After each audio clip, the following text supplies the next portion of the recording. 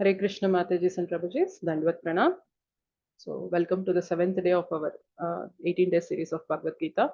So, ఈ రోజు మనం 6th chapter, షష్ఠ అధ్యాయం, ఆరో అధ్యాయం అనేది డిస్కస్ చేద్దాము. So, let us start our prayers.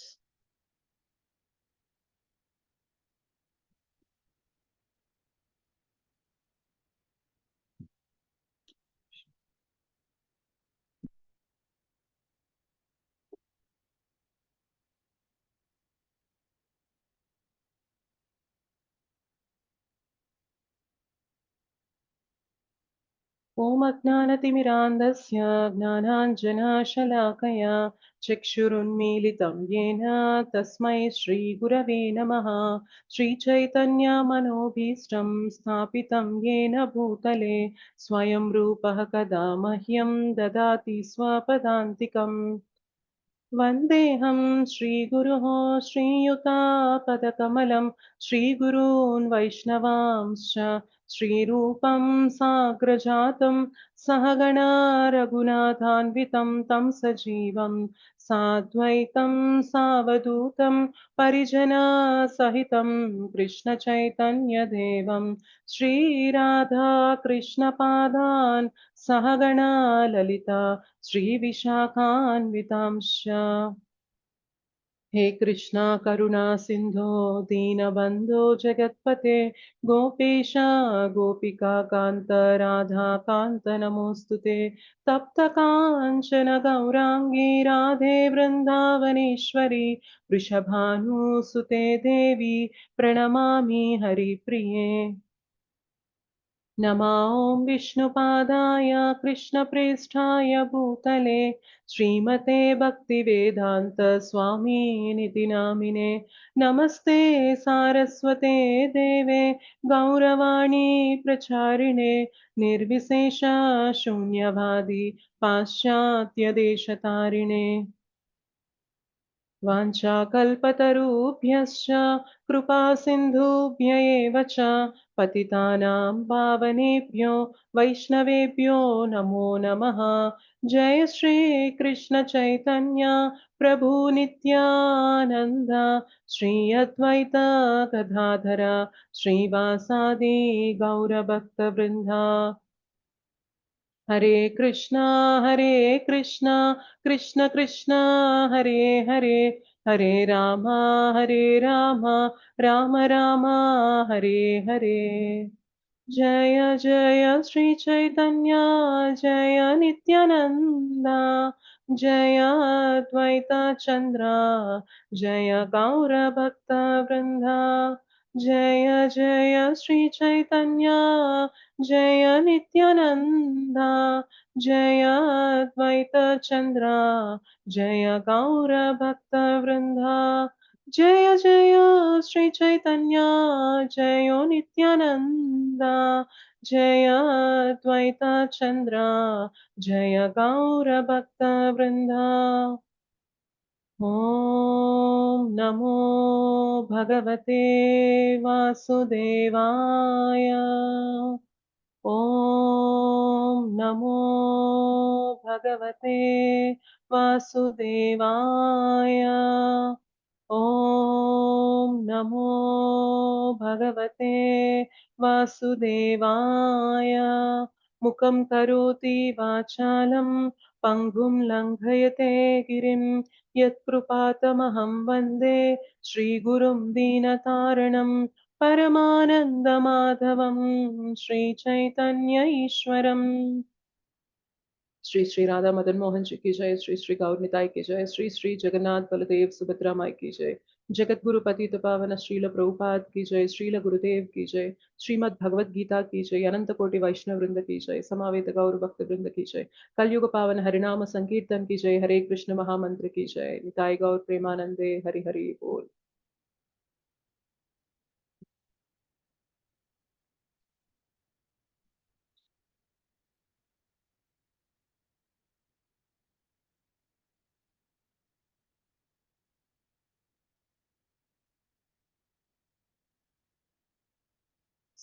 Thank you so much for joining our sessions regularly. చాలా మంది చాలా రెగ్యులర్ గా జాయిన్ అవుతున్నారు. We thank you so much. భక్తి పైన, భగవద్గీత పైన ఇంట్రెస్ట్ రావడం ఒక ఎత్తు అయితే, ఆ ఇంట్రెస్ట్‌ని అలానే సస్టెయిన్ చేస్తూ మనం ఎవ్రీడే ఇలా క్లాసెస్‌కి రావడం అనేది ఇంకా అది నెక్స్ట్ లెవెల్ అన్నమాట. సో మీరందరూ ఆ ఇంట్రెస్ట్ చూపిస్తూ జాయిన్ అవుతున్నందుకు we are very thankful to you. Okay. So మనం 5 చాప్టర్స్ అనేవి కంప్లీట్ చేసాము. చకచకా మనం 5 చాప్టర్స్ యొక్క యాక్రోనిమ్స్ ఒకసారి డిస్కస్ చేసేసి నెక్స్ట్ హ్మ్, 6థ్ చాప్టర్ యొక్క సంక్షిప్త నామాన్ని చూద్దాం. ఫస్ట్ చాప్టర్ పేరు చెప్తారా? సంక్షిప్త నామం? Doubt. Doubt. Okay. Second chapter? Gita. Third chapter? Three. Fourth chapter? Yes. Fifth chapter? Step. Okay. Step లో పి ఏంటి? Peace. Peace formula. Okay. Years లో ఆర్ ఏంటి? Yes, రియాక్షన్లెస్ అంటే కర్మరాహిత్యం అన్నమాట. ఓకే. అండ్ 3 లో ఫస్ట్ ఈ ఏంటి? exemplary. Exemplary. Thank you so much. Let us start our session.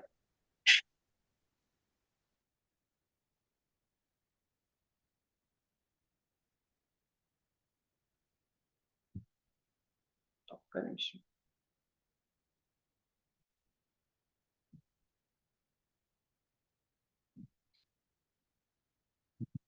So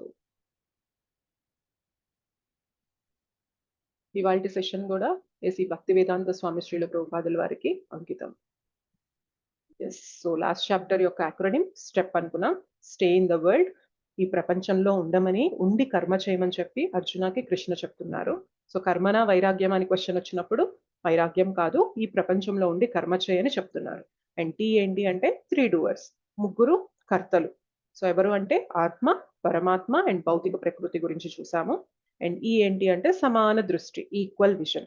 so ఆ ఈక్వల్ విజన్ ఉండడం వల్ల మనతో మన వ్యవహారం ఎలా ఉంటుంది, ఇతరులతో మన వ్యవహారం ఎలా ఉంటుంది అనేది నిన్న చూసాము. అండ్ పి ఏంటి అంటే శాంతి సూత్రం. సో భగవంతుడు సర్వ యజ్ఞములకు భోక్త, సకల లోకాలకు నియంత్రకుడు, మనందరికీ కూడా శ్రేయోభిలాషి అని చెప్పి చూసాం. ఓకే. అండ్ ఇప్పుడు ఈ చాప్టర్ పేరు ఏంటి అంటే ధ్యాన యోగ. 6th చాప్టర్ పేరు ధ్యాన యోగము. అయితే దీనికి ఇచ్చిన సంక్షిప్త నామం ఏంటి అంటే ఈజీ. EASY. ఓకే. ఈ అంటే ఎనిమీ ఆర్ ఫ్రెండ్, శత్రువు లేదా స్నేహితుడు. ఓకే. ఏ అంటే అష్టాంగ యోగ. ఎస్ అంటే విజయము మరియు వైఫల్యము, success or failure. And Y అంటే యోగి. సో ఎనిమీ ఆర్ ఫ్రెండ్ కింద మనకి 1 to 9 శ్లోకాస్ అనేవి డిస్కస్ చేస్తాము.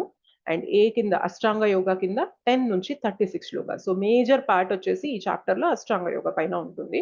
అండ్ ఎస్ ఏంటి అంటే సక్సెసా ఫెయిల్యూరా అన్న దానిపైన 37 శ్లోకా నుండి 45 శ్లోకా వరకు మనం డిస్కస్ చేస్తాం. అండ్ యోగి అనే దానిపైన 46 and 47 శ్లోకాస్ లో డిస్కస్ చేస్తాం. ఓకే. అయితే మనకి నిన్న అనుకున్నట్లు కొన్ని చాప్టర్స్ అనేవి అర్జున క్వశ్చన్ వేయడం వల్ల కృష్ణ ఆన్సర్ ఇస్తూ కొన్ని అధ్యాయాలు ఉంటాయి. అలా మనకి 3rd అధ్యాయం, 3వ అధ్యాయం చూసామన్నమాట. సో అర్జున క్వశ్చన్ చేస్తారు, ఏం చేయాలో నాకు తెలియడం లేదు అని చెప్పిన అడిగినప్పుడు మొత్తం 3rd చాప్టర్ చెప్తారు.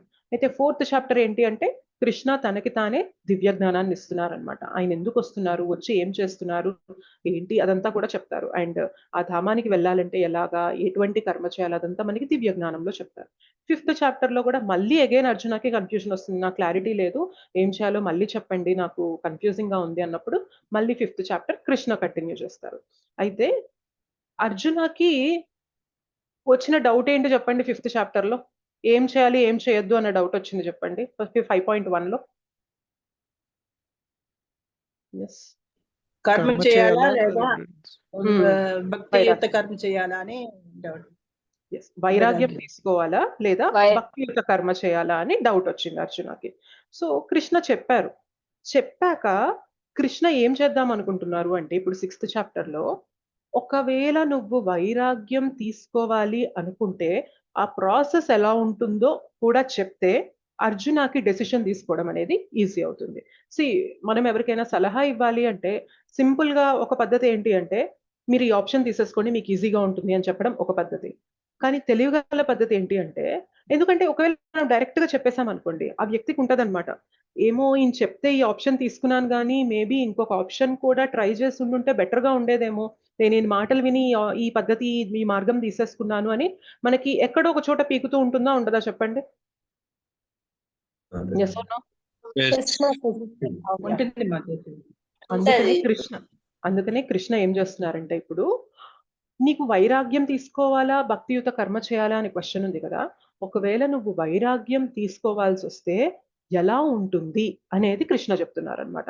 ఇప్పుడు వైరాగ్యం తీసుకున్నప్పుడు చేయవలసిన పనులన్నీ కూడా ఏమేమి రెగ్యులేషన్స్ అనేవి ఫాలో అవ్వాలో అనేది చెప్పాక అప్పుడు అర్జునకు వదిలేశారనుకోండి, then Arjuna can decide, okay Krishna నువ్వు 2 ఆప్షన్స్ నాకు వివరించావు, ఇప్పుడు నేను ఆలోచిస్తాను, ఇప్పుడు నేను ఏం చేయాలో తీసుకుంటాను అనేది పర్ఫెక్ట్ క్లారిటీ వస్తుంది. కాబట్టి కృష్ణ ఇప్పుడు మనకి వైరాగ్యం తీసుకుంటే అంటే ధ్యాన యోగా గురించి చెప్పడం అనేది చెప్తారనమాట. ఓకే, సో చూద్దాం. ఫస్ట్ ఏంటి అంటే మనకి ఈజీ అనుకున్నాం కదా, మొదటి అంశం ఏంటి అంటే శత్రువు లేదా మిత్రుడు. సో ఇది ఎవరి గురించి మాట్లాడుతున్నారో చూద్దాం, ఎవరి శత్రువు లేదా ఎవరి మిత్రుడు అనేది చూద్దాం. సో మనస్సు యొక్క గుణం మనకి 6.5 శ్లోకాలు వస్తుంది, నేను ఒకసారి చూపిస్తాను మీకు శ్లోక.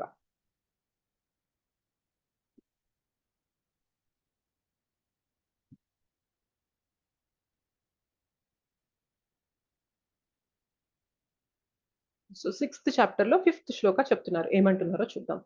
ఉద్ధరేదాత్మనాత్మానం ఆత్మానం అవసాదయేత్ ఆత్మైవ హి ఆత్మనో బంధుర్ ఆత్మైవ రిపురాత్మనః. సో ఏమంటున్నారంటే అనువాదం చూద్దాం. మానవుడు తన మనస్సు యొక్క సహాయముచే తనను తాను ఉద్ధరించుకొనవలనే కాని అధోగతి పాలు చేసుకొనరాదు. బద్ధజీవునికి మనస్సు అనునది మిత్రుడను అలాగననే శత్రువు అయి ఉన్నది అని అన్నారు. ఓకే, సో మనము మన మనస్సుతో మనం ఉద్ధరింపబడాలి తప్ప అధోగతి కిందకి దిగజారిపోకూడదు. సో బద్ధజీవునికి అంటే మనందరికీ అన్నమాట, మనందరం కూడా బద్ధజీవులమే, ఎందుకంటే ఈ శరీరంలో మనం బద్ధులమైపోయి ఉన్నాం కాబట్టి మనస్సు అనున్నది మిత్రుడుగాను అలానే శత్రువుగాను రెండిటిగాను అయ్యున్నది అంటున్నారు. ఓకే, నెక్స్ట్ శ్లోకాలు ఏమంటున్నారంటే బంధురాత్మాత్మనస్తస్య ఏనాత్మైవాత్మనా జితః అనాత్మనస్తు శత్రుత్వే వర్తేతాత్మైవ శత్రువత్. మనస్సును జయించిన వానికి మనస్సే ఉత్తమ మిత్రుడు, కానీ అట్లు చేయలేని వానికి అతని మనస్సే గొప్ప శత్రువుగా వర్తించును. ఓకే, సో ఇక్కడ కృష్ణ మనకి మన మనస్సుని యూజ్ చేసుకొని ఉద్ధరింపబడాలి అని చెప్పి చెప్తున్నారు. అయితే మన మనస్సు గురించి కొంచెం సేపు డిస్కస్ చేద్దాం. అది ఎలా ఉంటుంది అంటే, మీరు ఎప్పుడైనా గూఢచారి గురించి విన్నారా? Yes no? Yes. ఏం చేస్తాడు గూఢచారి, ఏం చేస్తారు చెప్పగలరు ఎవరైనా? రహస్యాలను కనుక్కోనడం. Secret agency. Secret agent, information తీసుకుంటాడు.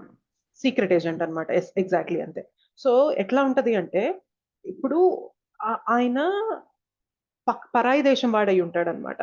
సో ఆయన ఎలా వస్తాడంటే లోపలికి వచ్చి ఎలా సెటిల్ అవుతాడంటే, యాజ్ ఇఫ్ ఈ దేశమే నాది, ఈ ప్రజలే నా వాళ్ళు, ఇక్కడ ఆయన ఫ్యామిలీ కూడా ఫిక్స్ చేసుకుంటారనమాట, సెటప్ చేసుకుంటారు.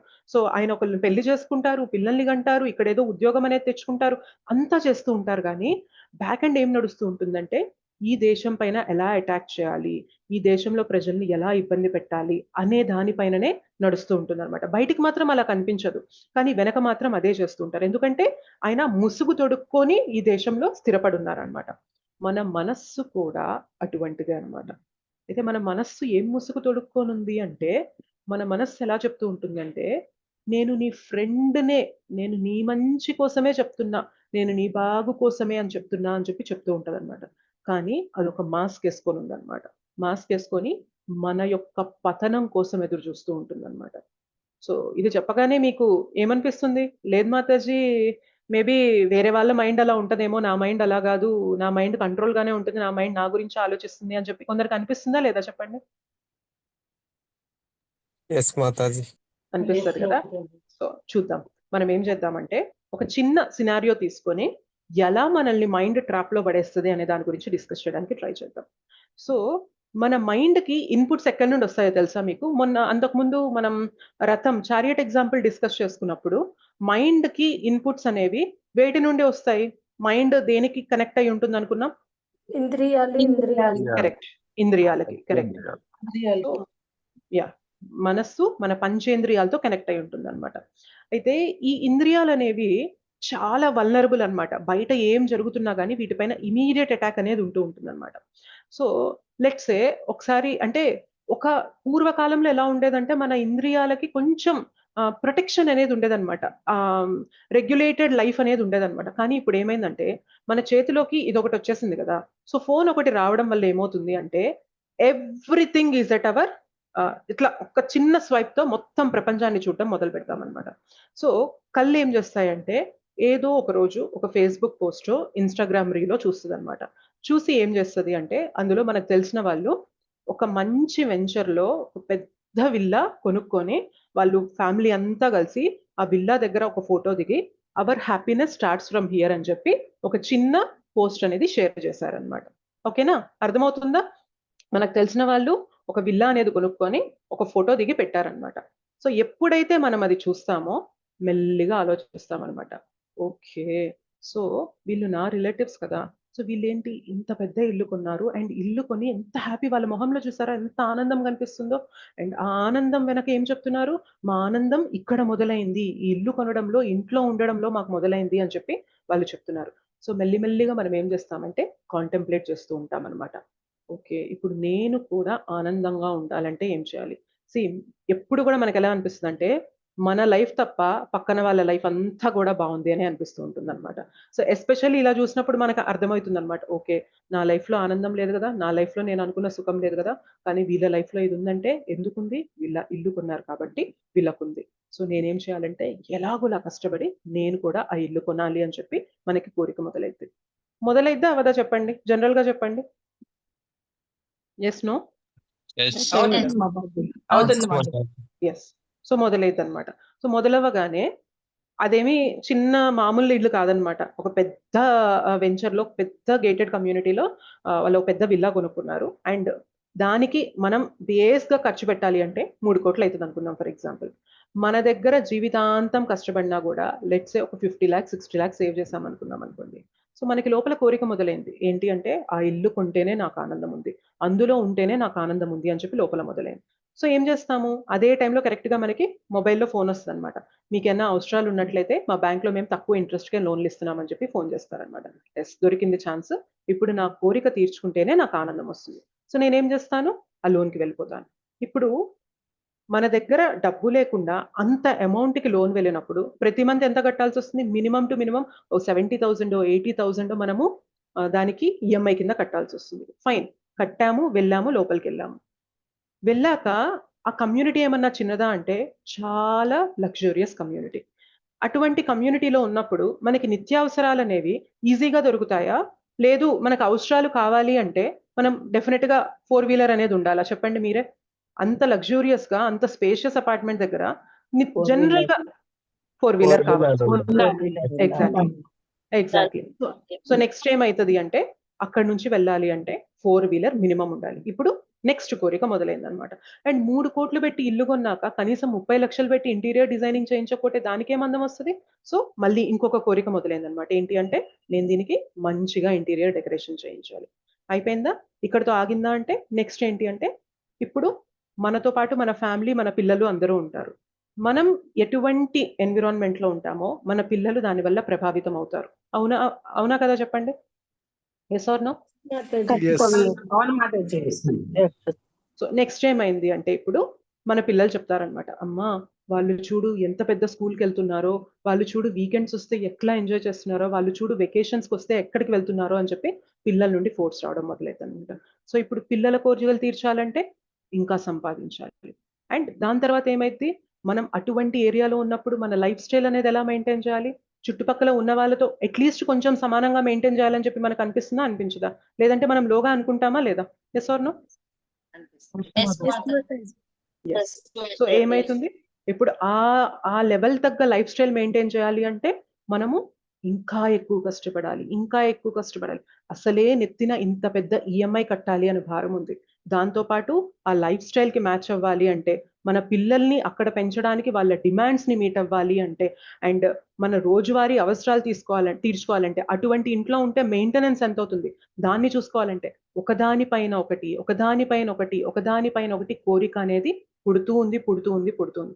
అయితే ఇన్ని కోరికల వెనక పరిగెడుతూ పరిగెడుతూ పరిగెడుతూ ఉన్నప్పుడు మనిషికి చేతన గాని, ఎనర్జీ గాని, సమయం గాని మిగులుతుందా? అసలు నా జీవితం యొక్క గమ్యం ఏంటి అని తెలుసుకోవడానికి? చెప్పండి. మిగలదు మాతాజీ. ఆబ్వియస్లీ నో అన్నమాట. మనకి సెకండ్ చాప్టర్ లో చెప్తారు. ఏమంటారు అంటే, భోగైశ్వర్య ప్రసక్తానాం దయాపహృత చేతసాం వ్యవసాయాత్మికా బుద్ధి సమాధౌ న విధీయతే. ఎవరైతే భోగాల వెనక ఐశ్వర్యాల వెనక పరిగెడతారో అటువంటి వారికి జీవితం యొక్క గమ్యం ఏంటి అనేది తెలుసుకోవడం అనేది ఇంపాసిబుల్ అన్నమాట. సో ఎక్కడుంటుంది చేతన? చేతన ఎక్కడిది? అండ్ మోర్ ఓవర్ బర్డెన్స్ అనేవి పెరిగే కొద్దీ ఏమైతుందంటే లోపల భయం మొదలైద్ది.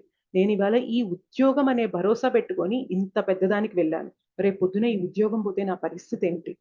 సో టెన్షన్స్ మొదలవుతూ ఉంటాయి. సో టెన్షన్స్ మొదలయ్యే కొద్దీ ఆరోగ్యం అనేది క్షీణిస్తూ ఉంటుంది. సో మన జీవితం అనేది ఎటు నుండి ఎటు తిరిగిపోయిందంటే, జీవిత గమ్యమేంటో తెలుసుకోవడానికి కూడా మన దగ్గర చేతన లేదు, ఓపిక లేదు, సమయం లేదు, అండ్ ఫైనల్‌గా ఆరోగ్యం కూడా లేదనమాట. ఓకే. సో ఇది జస్ట్ నేను ఒక చిన్న ఎగ్జాంపుల్ ఇచ్చాను. ఒక ఇల్లు కొనడం అనేది ఒక చిన్న ఎగ్జాంపుల్ కింద చెప్పాననమాట. అయితే ఇది మనం ప్రతి దానికి అప్లై చేసుకోవచ్చు. ఎలా అప్లై చేసుకోవచ్చంటే, కేవలం ఇల్లు మాత్రమే కాదు. చాలా మందికి ఎంత పిచ్చి ఉంటది అంటే, ఎంత బంగారం ఉన్నా గాని, ఇంకా కావాలి నాకు, ఇంకా కావాలి, ఇంకా కావాలి. ఎన్ని బట్టలున్నా గాని, ఇంకా కావాలి నాకు, ఇంకా కావాలి, ఇంకా కావాలి. ఎంత సంపదున్నా గాని, ఇంకా కావాలి, ఇంకా కావాలి. సో మనకి పరుగు, పరుగు పరిగెత్తిస్తూనే ఉంటుందన్నమాట జీవితం. ఇదంతా ఏంటి అంటే, మైండ్ యొక్క ట్రాప్ అన్నమాట. ఏది ఉన్నా గాని మీరు చెప్పండి, ఏదన్నా ఒక్క పాయింట్‌లో మన జీవితంలో మనం సంపాదించింది, మనకున్న దాంతో మనము యెస్, ఐ యామ్ సాటిస్ఫైడ్. నాకున్న దాంతో నేను తృప్తి పడుతున్నాను అన్న పాయింట్‌కి ఎప్పుడైనా రీచ్ అవుతామా చెప్పండి? నో మాతాజీ అసలు. లేదు మాతాజీ. ఒకదాని టీచర్. తర్వాత ఒకదాని తర్వాత ఒకటి, ఒకదాని తర్వాత ఒకటి, ఒకదాని తర్వాత ఒకటి మనము పెంచుకుంటూనే వెళ్తూ ఉంటాం లైఫ్‌ని. సో ఏమవుతుంది అంటే, ఈ వలయంలో పడిపోయి అసలు మనం ఎందుకు పుట్టామా? మన జీవితం యొక్క గమ్యం ఏంటా అనేది కూడా తెలుసుకోకుండా బ్రతుకుతున్నామనమాట. చూడండి, ఈ పర్సన్ ఎవరైతే ఇట్లా ఈ జీవితాన్ని గడిపారో ఆయన లైఫ్ మొత్తం చూసుకుంటే ఏం చేశాడాయన? కేవలం తన కోరికల్ని తీర్చుకోవడానికి పరిగెత్తడమే, పరిగెత్తడమే, పరిగెత్తడమే, పరిగెత్తడమే. ఆహార, నిద్ర, భయ, మైథున. ఆహారం కోసం, నిద్ర కోసం, తన డిఫెన్స్ కోసం అండ్ తన యొక్క శారీరక సుఖం కోసం. ఇది కాకుండా తన జీవితంలో ఇంకేమన్నా ఉందా చెప్పండి? Yes, no? నో. లేదు మేడం. లేదు లేదు మేడం. మేడం. అదే విధంగా ఉన్నవన్నీ కూడా ఏదైనా విపత్తొచ్చి ఒక్కసారిగా సంపాదించుకున్నదంతా కూడా పోతే దాన్ని తట్టుకోలేక మళ్ళీ బాధ అనేది వస్తుంది. ఎగ్జాక్ట్‌లీ. సో, మనం దేని వెనకైతే హ్యాపీనెస్ ఉందో అని పరిగెడుతున్నామో, మనకి తెలియకుండా ఒక బిగ్గెస్ట్ ట్రాప్‌లో పడిపోతున్నామనమాట. ఇన్ని కోరికలు తీర్చుకోవడానికి మనం గొడ్డు చాకిరీ చేయాల్సుంటుంది. సో, మనకెక్కడుంటుంది ఇంకా భగవంతుని గురించి తెలుసుకోవడానికి, అసలు నేనెందుకొచ్చాను అని తెలుసుకోవడానికి మనకి ఎక్కడుంటుంది? ఛాన్స్ ఎక్కడుంటుంది? సమయం ఎక్కడుంటుంది? ఓపిక ఎక్కడుంటుంది? ఏది ఉండదనమాట. సో, ఇలా చేస్తున్నప్పుడు అంటే మన మైండ్ ఏం చెప్తూ ఉంటుంది? నువ్వు అక్కడుంటే ఆనందమొస్తుంది. నువ్వు 4 వీలర్ కొంటే ఆనందమొస్తుంది. నువ్వు కిడ్స్‌కి ఇన్ని ఫెసిలిటీస్ ఇస్తే ఆనందమొస్తుంది. నీ లైఫ్ స్టైల్ ఇలా మెయింటైన్ చేస్తే ఆనందమొస్తుంది. ఇదంతా చేస్తుంది. ఫైనల్‌గా ఏం చేస్తుంది? మన జీవితం యొక్క పర్పస్ ఏంటో తెలియకుండా మనల్ని పక్కకి లాగేసి మనల్ని అణచివేస్తుంది. సో, ఇట్లా చేస్తున్న మైండ్‌ని మనకి నమ్మి ద్రోహం చేస్తున్న వ్యక్తిగానే కన్సిడర్ చేయాలా కాదా చెప్పండి? ఒక గూఢచారి ఎట్లా అయితే తను ఎక్కడైతే ఉంటూ వేరే దేశానికి సపోర్ట్ చేస్తున్నారో, మన మైండ్ కూడా మనతో ఉంటున్నట్లే ఉంటూ, మనల్ని పతనం వైపు తీసుకెళ్తుందా? తీసుకెళ్ళడం లేదా చెప్పండి?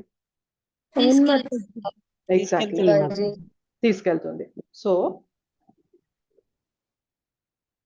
అండ్ ఇంకొక ట్రాప్ ఏంటి అంటే, మన మైండ్ ఇంకొక ట్రాప్ ఏంటి అంటే, కోరికలు తీరుతూ ఉంటే ఇట్లా పరిగెడుతూ ఉంటాం. ఒకవేళ కోరికలు తీరలేదనుకోండి, ఎట్లా ఎళ్ళిపోతామంటే, వి గో ఇంటూ డిప్రెషన్. డిప్రెషన్‌లోకెళ్ళిపోతాం. నేను అనుకున్నది నాకు దొరకడం లేదు. నేను అనుకున్న లైఫ్ నేను లీడ్ చేయలేకపోతున్నాను. ప్రతి ఒక్కరు బానే ఉన్నారు. నా జీవితమే ఇలా ఉంది.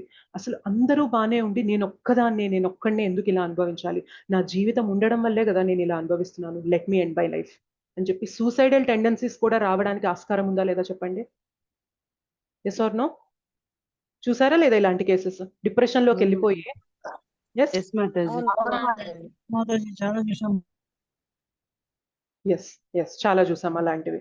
సో మన జనరల్ గా మనకి మన శరీరం వైపు ఎవరైనా అటాక్ చేయడానికి వస్తుంటే, మనల్ని ఎవరైనా దాడి చేయడానికి వస్తుంటే, మనల్ని మనం ప్రొటెక్ట్ చేసుకోవడానికి చాలా కష్టపడతాం అనమాట. శాయశక్తులా ప్రయత్నం చేస్తూ ఉంటాం. అటువంటిది మన మైండ్ మనకి అగేన్స్ట్ అయిపోవడం వల్ల మనమే మనల్ని మన ప్రాణం తీసేసుకుంటున్నాము అంటే ఎంత ట్రాప్ కి మన మైండ్ మనల్ని తీసుకెళ్తుంది అనేది గమనిస్తున్నారా లేదా? అర్థమవుతుందా? Yes no? Yes yes Mataji. So సి మానవ జన్మ రావడం అనేది ఎంత రేరెస్ట్ అంటే, ఇప్పుడు ఒక పెద్ద సముద్రం ఉందనుకోండి, ఒక సముద్రంలో ఒక తాబేలు ఉంది అండ్ ఆ సముద్రంలో ఇంకొక చోట ఎక్కడో ఒక అట్ట ముక్కలో ఇంత చిన్న హోల్ ఉందన్నమాట. సో సముద్రంలో ఎక్కడో ఒక తాబేలు ఉంది, ఎక్కడో ఒక అట్ట ముక్కలో ఇంత చిన్న హోల్ ఉంది. ఈ తాబేలు వెళ్ళి ఆ అట్ట ముక్కలోని హోల్లో తల పైకి తీసుకురావడానికి ఎంత ఛాన్సెస్ ఉన్నాయి చెప్పండి? చెప్పండి సముద్రంలో. చాలా తక్కువ ఉంది మాతాజీ. లేదు మాతాజీ. చాలా అంటే చాలా రేరెస్ట్ ఛాన్స్. హ్యూమన్ లైఫ్ కూడా అంత రేరెస్ట్ అన్నమాట. సో అటువంటి రేరెస్ట్ అరుదైన అవకాశం దొరికినప్పుడు మనం ఏం చేస్తున్నాము? మైండ్ వలలో పడిపోయి అది చెప్పిందల్లా కావాలని పరిగెడుతున్నాం, అది చూపించిందల్లా నాకు దగ్గర ఉండాలి అని చెప్పి దాని వలలో పడిపోయి అసలు జీవిత గమ్యం ఏంటి, జీవిత ఉద్దేశం ఏంటి అని తెలుసుకోకుండా మనం పతనం వైపు తెలియకుండానే వెళ్ళిపోతున్నాం అనమాట. ఎప్పుడు తెలుస్తుంది తెలుసా? లాస్ట్ మూమెంట్స్ లో డెత్ బెడ్ పైన ఉన్నప్పుడు మనకు అర్థమైంది అనమాట. భగవంతుడా అసలు నా జీవితం ఏంటి, నేను ఏం చేశాను, దేనికోసం పాకులాడాను అని చెప్పి అప్పుడు అనుకుంటాం అనమాట. సో మీకు ఒక కథ చెప్తాను. ఒక రాజుకి 4 భార్యలు ఉండేవాళ్ళు అనమాట. సో ఇంకా రాజు అవసాన దశలోకి వచ్చేసారు, ఇంకా చనిపోయే టైం వచ్చిందనమాట. సో రాజుకి 4 భార్యలు ఉన్నా కానీ మొదటి భార్య అంటే చాలా ఇష్టం అనమాట రాజుకి. చాలా ప్రీతితో ఉండేవాళ్ళు మొదటి భార్యతో. ఆవిడ అడిగినవన్నీ కూడా కొనిస్తూ ఉండేవారు.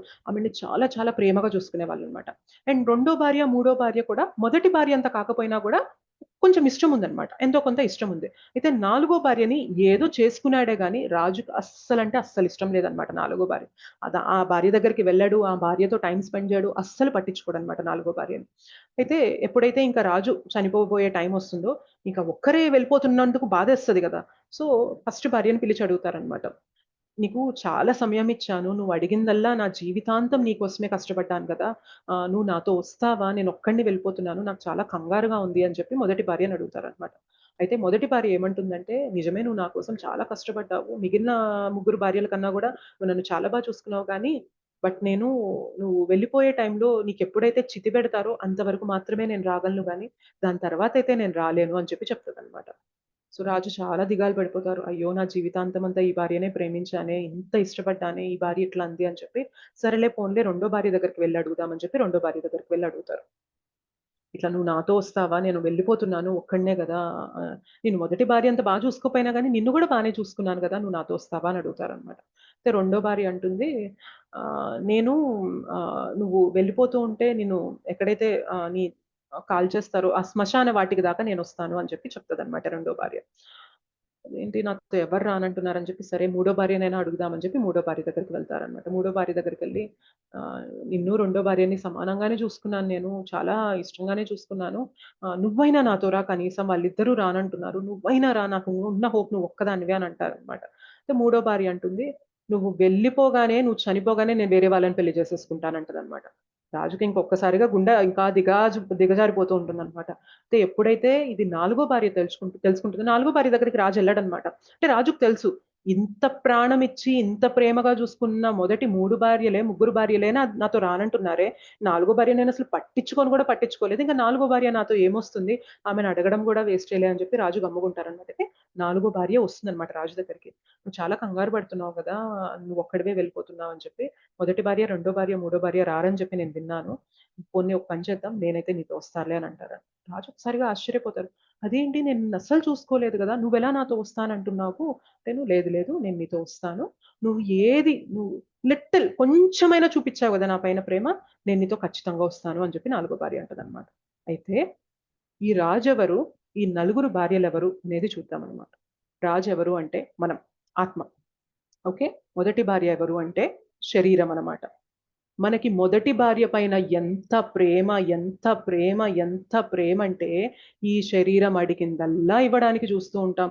ఈ శరీరానికి ఎంత కంఫర్ట్స్ ఇవ్వాలి, ఎంత లగ్జరీస్ ఇవ్వాలి, దీన్ని ఎంత మంచిగా మెయింటైన్ చేయాలి అని చెప్పి తహతహలాడుతూ ఉంటాం అనమాట. సో మొదటి భార్య ఏమంది, నువ్వు కాలిపోయేంత వరకు నీతో ఉంటాను తప్ప నేను తర్వాత రాను అని. ఏమవుతుంది ఆబ్వియస్ గా, మనం చనిపోయాక కాల్ చేసినప్పుడు ఈ శరీరం అంతా వస్తుందా నెక్స్ట్ తర్వాత? రానే రాదు. సో మొదటి భార్య చెప్పినట్టే జరిగింది. రెండో భార్య ఎవరో చూద్దాం. రెండో భార్య ఎవరు అంటే మనం మన వాళ్ళు అనుకునే మన కుటుంబ సభ్యులు అనమాట. సో ఏమన్నది రెండో భార్య, నువ్వు వెళ్ళిపోతే శ్మశాన వాటిక దాకా వస్తాను తప్ప తర్వాత రాను అని అంటది అనమాట. మన కుటుంబ సభ్యులు అంతే కదా చేస్తారు. మనం చనిపోయాక చితి పెట్టేసి శ్మశానం దాకా వచ్చేసి తిరిగి వెనక్కి వచ్చేస్తారు. సో మనం మన కుటుంబ సభ్యుల పైన కూడా చాలా ప్రేమ చూపిస్తాం. సో వాళ్ళు ఏం చేశారు, అంతవరకు వచ్చారు, వెనక్కి వచ్చేసారు.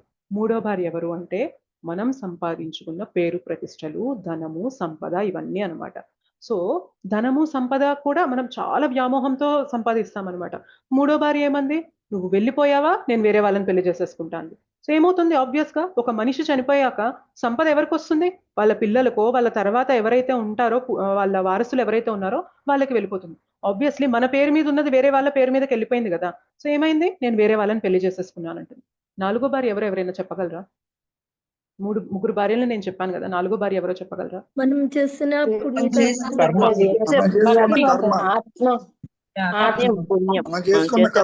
పుణ్యం. కర్మ అనడం కన్నా కానీ మనతో పాటుగా వచ్చి మనకి తోడుగా అండగా ఉంటానంటుంది అంటే అది భక్తి అన్నమాట. కర్మ వల్ల మనము సుఖపడచ్చు, దుఃఖపడచ్చు, అది కాదు ఇక్కడ. మనం చేసుకున్న భక్తి మనతో వస్తుంది అనమాట. సో నాలుగో భార్యను మనం అస్సలు పట్టించుకోం. ఎందుకంటే మైండ్ ఎప్పుడు చెప్తుంది అనమాట, భక్తి ఇప్పుడెందుకు, ఎప్పుడో చేసుకోవాల్సింది, నువ్వెంత అనుభవించాలి, ఈ వయసులో నువ్వు భక్తి గురించి ఎందుకు వెళ్తావని చెప్పి నాలుగో భార్యను ఎప్పుడు కూడా మన మైండ్ నిర్లక్ష్యం చేస్తూ ఉంటుంది అనమాట. కానీ మనతో ఏది రాదు. ఈ మైండ్ ఏదైతే సుఖం అని చెప్పిందో అవి అన్ని కూడా వదిలిపెట్టాల్సిందే. ఏదైతే వద్దు అని చెప్పిందో అది ఒక్కటి మాత్రమే మనతో వస్తుంది అనమాట. సో ఇట్లా చేస్తున్న మైండ్ ని మన ఫ్రెండ్ అనాలా, ఎనిమీ అనాలా, మీరే చెప్పండి. ఎస్ ఆర్ నో చెప్పండి. ఖచ్చితంగా ఎనిమీనే కదా. సో ఎలా ఉంది అంటే మన ఫ్రెండ్ లాగా ముసుగేసుకొని మన పతనానికి దారితీస్తుంది అనమాట మన మైండ్. అటువంటిది మన మైండ్ అనమాట. ఓకే, అయితే భక్తిలోకి వచ్చేసరికి ఏమంటారు అంటే, అందుకే సింపుల్ లివింగ్, హై థింకింగ్ అని చెప్తారు. జీవితాన్ని సింపుల్ గా పెట్టుకొని ఉన్నతమైన విచారణ అనేది చెయ్యి అని చెప్పి చెప్తారనమాట. సో జీవితం ఇంద్రియాలు చెప్పే కోరికలు తీర్చడంలో పరిగెడుతూ ఉంటే జీవితం యొక్క గమ్యం అనేది వి విల్ కంప్లీట్లీ లూజ్. దానిపైన ఫోకస్ అనేది ఉండదు, అసలు దాన్ని పట్టించుకోమన్నమాట. అందుకని భక్తిలోకి రావడానికి ఎందుకు కష్టపడతారు తెలుసా? ఎందుకంటే ఫస్ట్ కోరికల్ని తగ్గించు అని చెప్తారనమాట. మనకు అది చాలా కష్టంగా ఉంటుంది, మన మైండ్కి అది చాలా కష్టంగా ఉంటుంది అనమాట. కోరికల్ని తగ్గిస్తే నాకు ఎక్కడ ఆనందం వస్తుంది? నా ఆనందం ఏంటి అంటే నిన్ను పతనం చేయడంలో, నేను గెలవడంలో నా ఆనందం ఉంది అని చెప్పి మైండ్ కోరుకుంటుంటుంది. కాబట్టి భక్తి వైపు చాలా చాలా తక్కువ మంది మొగ్గు చూపడానికి రీజన్ ఏంటి తెలుసా? కోరికల్ని తగ్గించుకొని బ్రతుకు. ఏదైతే కావాలో అంతవరకు సంపాదించుకో, ఎంతైతే కావాలో అంతవరకు సంపాదించుకో. లోభానికి పోవద్దు. ఎంత లోభం అంటే మనకి ఉండడానికి ఒక ఇల్లు ఉంటుంది కానీ సరిపోదు, ఇంకా 2-3 ఇల్లులు కావాలి. వేసుకోవడానికి ఎన్నో కొన్ని నగలు, భగవంతుడి కృప వల్ల ఎంతో కొంత ధనము, నగలు ఉంటాయి మన దగ్గరికి, సరిపోదు. మార్కెట్లో కొత్త మోడల్ వచ్చిందా, నేను కొనాల్సిందే, నా దగ్గర ఉండాల్సిందే. సో వేసుకోవడానికి ఎన్నో కొన్ని బట్టలు ఉంటాయి, సరిపోదు. నా వార్డ్రోబ్ ఎప్పటికప్పుడు కొత్త ఐటమ్స్ రావాల్సిందే. మనకి ఏదో ఒకటి వాడుకోవడానికి గ్యాడ్జెట్స్ అనేవి ఎంతో కొంత ఉంటాయి, సరిపోదు. పరిగెత్తిస్తూనే ఉంటుంది అనమాట. లేటెస్ట్ మోడల్ నా దగ్గర ఉండాలి, అప్ టు డేట్ ఉండాలి అని చెప్పి చెప్తూ ఉంటున్నాను. భక్తి ఏం చెప్తుంది అంటే ఉన్న వాటితో ప్రశాంతంగా ఉండి ఏదైతే నువ్వు సాధించాలో జీవితంలో దానిపైన విచారణ పెట్టు అని చెప్తుంది అనమాట. అందుకే భక్తి అందరికీ రుచించదు, చాలా కష్టంగా ఉంటుంది, చేదుగా ఉంటుంది. మందు చేదుగానే ఉంటుంది, కానీ రోగం తగ్గాలి అంటే మందు వెయ్యాలి. చేదుగా ఉందని చెప్పి మందు వేసుకోలేదనుకోండి, ఏమవుతుంది చెప్పండి? జీవితానికి ప్రమాదం అవుతుందా కాదా రోగం ముదిరిపోతే? ఎగ్జాక్ట్లీ. భక్తి కూడా అలాంటిది అనమాట. ఇనీషియల్ గా చాలా చేదుగుంటుంది, చాలా కష్టంగా ఉంటుంది అనమాట. కానీ అది మన మందు. మన రోగాన్ని, భవరోగాన్ని మార్చడానికి మందు ఏదన్నా ఉంది అంటే కేవలం భక్తినే. అది కాకుండా ఇంకొకటి లేదనమాట. అందుకనే ఇనీషియల్ గా మనం చాంటింగ్ చేస్తున్నా, మనం ఇలా భగవద్గీత, భాగవతం వినాలన్నా గానీ అస్సలు సపోర్ట్ చేయడం అనమాట మైండ్. మైండ్ ఎప్పుడు లాగేస్తూ ఉంటుంది. చెయ్యొద్దు, వద్దు, ఇప్పుడు కాదు, తర్వాత చెయ్యి, తర్వాత చెయ్యి అని చెప్పి మనల్ని ఎప్పుడు ఎందుకు పుల్ చేస్తుందంటే దానికి తెలుసు అనమాట. మైండ్ కి విరుగుడు ఏదన్నా ఉంది అంటే కేవలం హరినామం మాత్రమే. మనః త్రాయతే ఇతి మంత్రః. మనస్సుకి మార్చగలిగింది ఏదన్నా దారి ఉంది అంటే just the chanting of the holy names, no other way. భౌతికమైన దాన్ని మనం భౌతికంగా ఇంత స్ట్రాంగ్ గా ఉంది మైండ్, దాన్ని కొట్టాలి అంటే భౌతికమైన సొల్యూషన్స్ ఏది వర్క్ అవ్వవన్నమాట. ఆధ్యాత్మికమైన సొల్యూషన్ ని తీసుకొస్తేనే దాన్ని మనం వంచగలం. అది ఏంటి అంటే హరినామం అనమాట. అందుకని చాంటింగ్ చేస్తున్నప్పుడు చాలా కష్టంగా ఉంటుంది. ఎంత కష్టంగా ఉంటుందంటే మైండ్ లో లేనిపోని ఆలోచనలు, ఎప్పుడెప్పుడు ఆలోచనలన్నీ తీసుకొస్తుంది అనమాట మైండ్. ఎందుకంటే దాని మెయిన్ ఫోకస్ ఏంటి అంటే ఈ జీవ గనక భగవన్నామం తీసుకున్నాడా నా కంట్రోల్లో నుండి వెళ్ళిపోతాడు, నా చెరలో నుండి వెళ్ళిపోతాడు అని చెప్పి మైండ్కి బాగా తెలుసు అనమాట. మైండ్ ఎవరి ఏజెంట్ తెలుసా? మాయాదేవి ఏజెంట్ అనమాట. సో మనల్ని మాయలో పెట్టడానికి మాయాదేవికి ఉన్న గొప్ప అస్త్రం ఏంటి అంటే మన మనస్సు అనమాట. సో ఆ మనస్సుని వంచడానికి మన దగ్గర ఉన్న సొల్యూషన్ ఏంటి అంటే హరినామం అనమాట. ఆ హరినామం పట్టుకున్నప్పుడు ఇంకా మైండ్కి ఖచ్చితంగా వంగి తీరాల్సిందే అనమాట. ఓకే, అయితే మైండ్ ని మనం ఎప్పుడు కూడా రీప్లేస్ చేయలేం. మీకు తెలుసు కదా, ఇంతకు ముందు మనం సెకండ్ చాప్టర్ లో చదివినప్పుడు ఏం చెప్పాము? ఈ మన స్థూల శరీరం పోతుంది కానీ సూక్ష్మ శరీరం మనతో పాటు ట్రావెల్ అవుతుంది అని చెప్పి అనుకున్నామా లేదా? Yes or no? మాతాజీ. సూక్ష్మ శరీరంలో ఎవరెవరు ఉంటారు చెప్పండి? మనసు, బుద్ధి, అహంకారం. ఎగ్జాక్ట్లీ. సో మనం ఎన్ని జన్మలు తీసుకున్నా మన మైండ్ మనతో పాటు వస్తూనే ఉంటుంది. ఆ మైండ్ ని ఇదే లైఫ్ టైం, ఇదే నాకు అవకాశం అని మార్చుకున్న వాళ్ళే నిజమైన ఇంటెలిజెంట్ అన్నమాట. భక్తులు ఎవరైతే మనస్సుతో ప్రాబ్లం ఉంది అని తెలుసుకొని మనస్సుని సరిదిద్దుకోవడానికి భక్తి మార్గం వైపు వెళ్తూ కోరికల్ని అదుపులో పెట్టుకొని భక్తి మార్గంలో ముందుకు వెళ్తూ ఉంటారో వాళ్ళు they are the real intelligent అన్నమాట. సో చాలా మంది అంటారు మీకు పని పాట లేక భక్తి చేస్తూ ఉన్నారు, సో మీకు చేతగాక మీరు అన్ని సంపాదించడం లేదు అని చెప్పి భక్తులు అంటారు. చేతగాక కాదు, పని పాట లేక కాదు. మీరు ఏదైతే వాల్యూ ఇవ్వాలి అనుకుంటున్నారో అదంతా కూడా మైండ్ ట్రాప్ అన్నమాట. ఆ మైండ్ ట్రాప్ అన్న విషయం ఎప్పుడు తెలుస్తుంది అంటే భగవద్గీత చదివినప్పుడు తెలుస్తుంది. హరినామం జపం చేసే కొద్దీ అర్థమవుతుంది. నా శత్రువు బయట లేడు, నా శత్రువు లోపల ఉన్నాడు. దీన్ని నేను కంట్రోల్ చేసి ఫిక్స్ చేశాను అంటే everything will be set right అనమాట. అన్ని కూడా కరెక్ట్ సెట్ అయిపోతాయి అనమాట. ఎందుకంటే ప్రాబ్లం ఇక్కడ ఉంది, బయట లేదు. సో ఒకసారి ఏమవుతుంది అంటే ఒక 5 ఏళ్ల పాపకి వాళ్ళ నాన్న బాగా అల్లరి చేస్తుందని చెప్పి ఒక న్యూస్ పేపర్ ఇచ్చి అందులో ఇట్లా వరల్డ్ మ్యాప్ ఉందన్నమాట. సో వరల్డ్ మ్యాప్ ని నువ్వు సెట్ చెయ్యి అని చెప్పి, అంటే ఒక పజిల్ లాగా ఉంది, సో నువ్వు సెట్ చెయ్యి అని చెప్పి చెప్పారనమాట. న్యూస్ పేపర్ కాదు, పజిల్ అనుకోండి. సో పజిల్లో ఏంటి అంటే ఇట్లా వరల్డ్ మ్యాప్ అని చెప్పి ఫస్ట్ ఒక నమూనా చూపించి దీన్ని నువ్వు సెట్ చేయని చెప్పి పజిల్ ఇచ్చారనమాట. అయితే వరల్డ్ మ్యాప్ సెట్ చేయడం అనేది చాలా కష్టమైన విషయం కదా, 5 ఏళ్ల పాపకి చాలా సమయం పడుతుంది కదా. సో వాళ్ళ నాన్న ఏమనుకుంటారంటే తనకు చాలాసేపు పడుతుందిలే, నేను ప్రశాంతంగా నా పని చేసుకోవచ్చు అని చెప్పి వాళ్ళ నాన్న తన పని చేసుకుంటుంటే 5 నిమిషాల్లో పాప వచ్చేసి నేను సెట్ చేసేసాను నాన్న అని అంటది అనమాట. వాళ్ళ నాన్న ఆశ్చర్యపోతాడు, ఎలా సెట్ చేసావు? వరల్డ్ మ్యాప్ అంటే చాలా చాలా పీసెస్ ఉన్నాయి, చాలా పెద్దది కదా, నీకు ఎలా ఇంత తొందరగా తెలిసింది అంటే ఆ పాప ఏమంటుంది అంటే ఈ పజిల్ వెనకాల ఒక మనిషి మొహం ఉంది. సో మీరు నన్ను ప్రపంచాన్ని సెట్ చేయమని చెప్పారు, కానీ నేను ఈ మనిషిని సెట్ చేయడం వల్ల ప్రపంచం ఆటోమేటిక్ గా సెట్ అయిపోయింది. సో మనం ఏం తెలుసుకోవాలి? ప్రపంచాన్ని సెట్ చేయాలంటే ఫస్ట్ ఇక్కడ సెట్ చేయాలి మనం. ఇది సెట్ చేసాము అంటే ప్రపంచం మొత్తం కూడా ఆటోమేటిక్ గా సెట్ అయిపోతుంది అనమాట. హిరణ్యకశిపు అండ్ ప్రహ్లాద్ మహారాజ్ అని చెప్పి మనకి శ్రీమద్ భాగవతంలో వారి గురించి వస్తుంది, వారి లీల గురించి వస్తుంది అనమాట. హిరణ్యకశిపు ఎంత పవర్ఫుల్ అంటే ఆయన యొక్క బూన్స్, కోరికల వల్ల ఎంత పవర్ తెచ్చుకున్నాడంటే మొత్తం ముల్లోకాలన్నిటిని కూడా ఆయన కంట్రోల్లోకి తెచ్చుకున్నారు, కానీ ఆయన మనస్సుకి మాత్రం బానిసైపోయాడు, చచ్చిపోయాడు. కానీ ప్రహ్లాద్ మహారాజ్ భగవంతుణ్ణి పట్టుకున్నాడు, భగవన్ నామాన్ని పట్టుకున్నాడు, మనస్సు ఆటోమేటిక్ గా అదుపులోకి వచ్చింది. ఇవాళ ప్రహ్లాద్ మహారాజ్ 12 మంది మహాజనులు భక్తి గురించి చెప్పాలి అంటే ఈ 12 మంది మహాజనులు టాప్ మోస్ట్ అన్నమాట. అటువంటి 12 మంది మహాజనుల్లో ప్రహ్లాద్ మహారాజ్ ఒకరన్నమాట. 5 ఏళ్ల బాలుడు ప్రహ్లాద్ మహారాజ్. ఎలా పాసిబుల్ అయింది? భగవంతుణ్ణి పట్టుకున్నాడు, తన మనస్సుని జయించాడు, అంత స్థానానికి వెళ్ళాడు. హిరణ్యకశ్యపు ప్రపంచం మొత్తాన్ని పట్టుకున్నాడు, మనస్సుని జయించలేకపోయాడు, చచ్చిపోయాడు అన్నమాట. సో మనస్సు మనతో పాటు ఉంటూ మన స్నేహితుడిగా నటిస్తూ ఉంటుంది, కానీ మనల్ని అధోగతులకి తీసుకెళ్ళిపోతుంది అనమాట. అందుకనే భక్తి తప్ప వేరే మార్గం లేనే లేదు. భగవంతుని మన మైండ్ ని కంట్రోల్ చేయాలి అంటే భగవంతుని శక్తి వినా ఇంకొక మార్గం లేదనమాట. అయితే ఇది మన లైఫ్ లో ఎప్పుడు వస్తుందంటే మనము ఒక గురువుని ఆశ్రయించినప్పుడు చెప్తారనమాట, మీరు ABCD ఫాలో అవ్వాలి అని చెప్తారు. ABCD. ఏ అంటే అసోసియేషన్, భక్తుల యొక్క సాంగత్యంలో ఉండండి. బి అంటే బుక్స్, శాస్త్ర పఠనం చేయండి. సి అంటే చాంటింగ్, జపం చేయండి, హరినామ జపం. డి అంటే ప్రసాదం, డైట్. సో భగవంతునికి అర్పించిన ఆహారాన్ని తీసుకోండి. అండ్ డి అంటే ఇంకొక డి కూడా వస్తుంది, ఏంటి అంటే డిటి వర్షిప్, అర్చ విగ్రహాల సేవ చేయండి, భగవంతునికి సేవ చేయండి. ఎప్పుడైతే ఈ 4 మన జీవితంలోకి వస్తాయో గురువు యొక్క కృప వల్ల ఆటోమేటిక్ గా మైండ్ అనేది కంట్రోల్ అవుతుంది అనమాట. ఇది కాకుండా దేని వెనక పరిగెత్తినా ఏది చేసినా కూడా మన మైండ్ కంట్రోల్లోకి రాదు. అండ్ అన్కంట్రోల్డ్ మైండ్ ఒక్కటి ఉంటే చాలు, మనం ఎన్ని సాధించినా కూడా అన్ని బూడిద పాలైపోయినట్లు. ఓకేనా? So this is about our mind. అయితే మనం స్లైడ్స్ లోకి వెళ్దాము.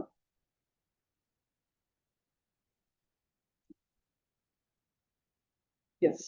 సో ఇక్కడ ఏమంటున్నారు, సరైన పథాన్ని అనుసరిస్తారు. ఎవరికైతే మైండ్ అనేది కంట్రోల్లో ఉంటుందో రైట్ మార్గాన్ని తీసుకుంటారనమాట.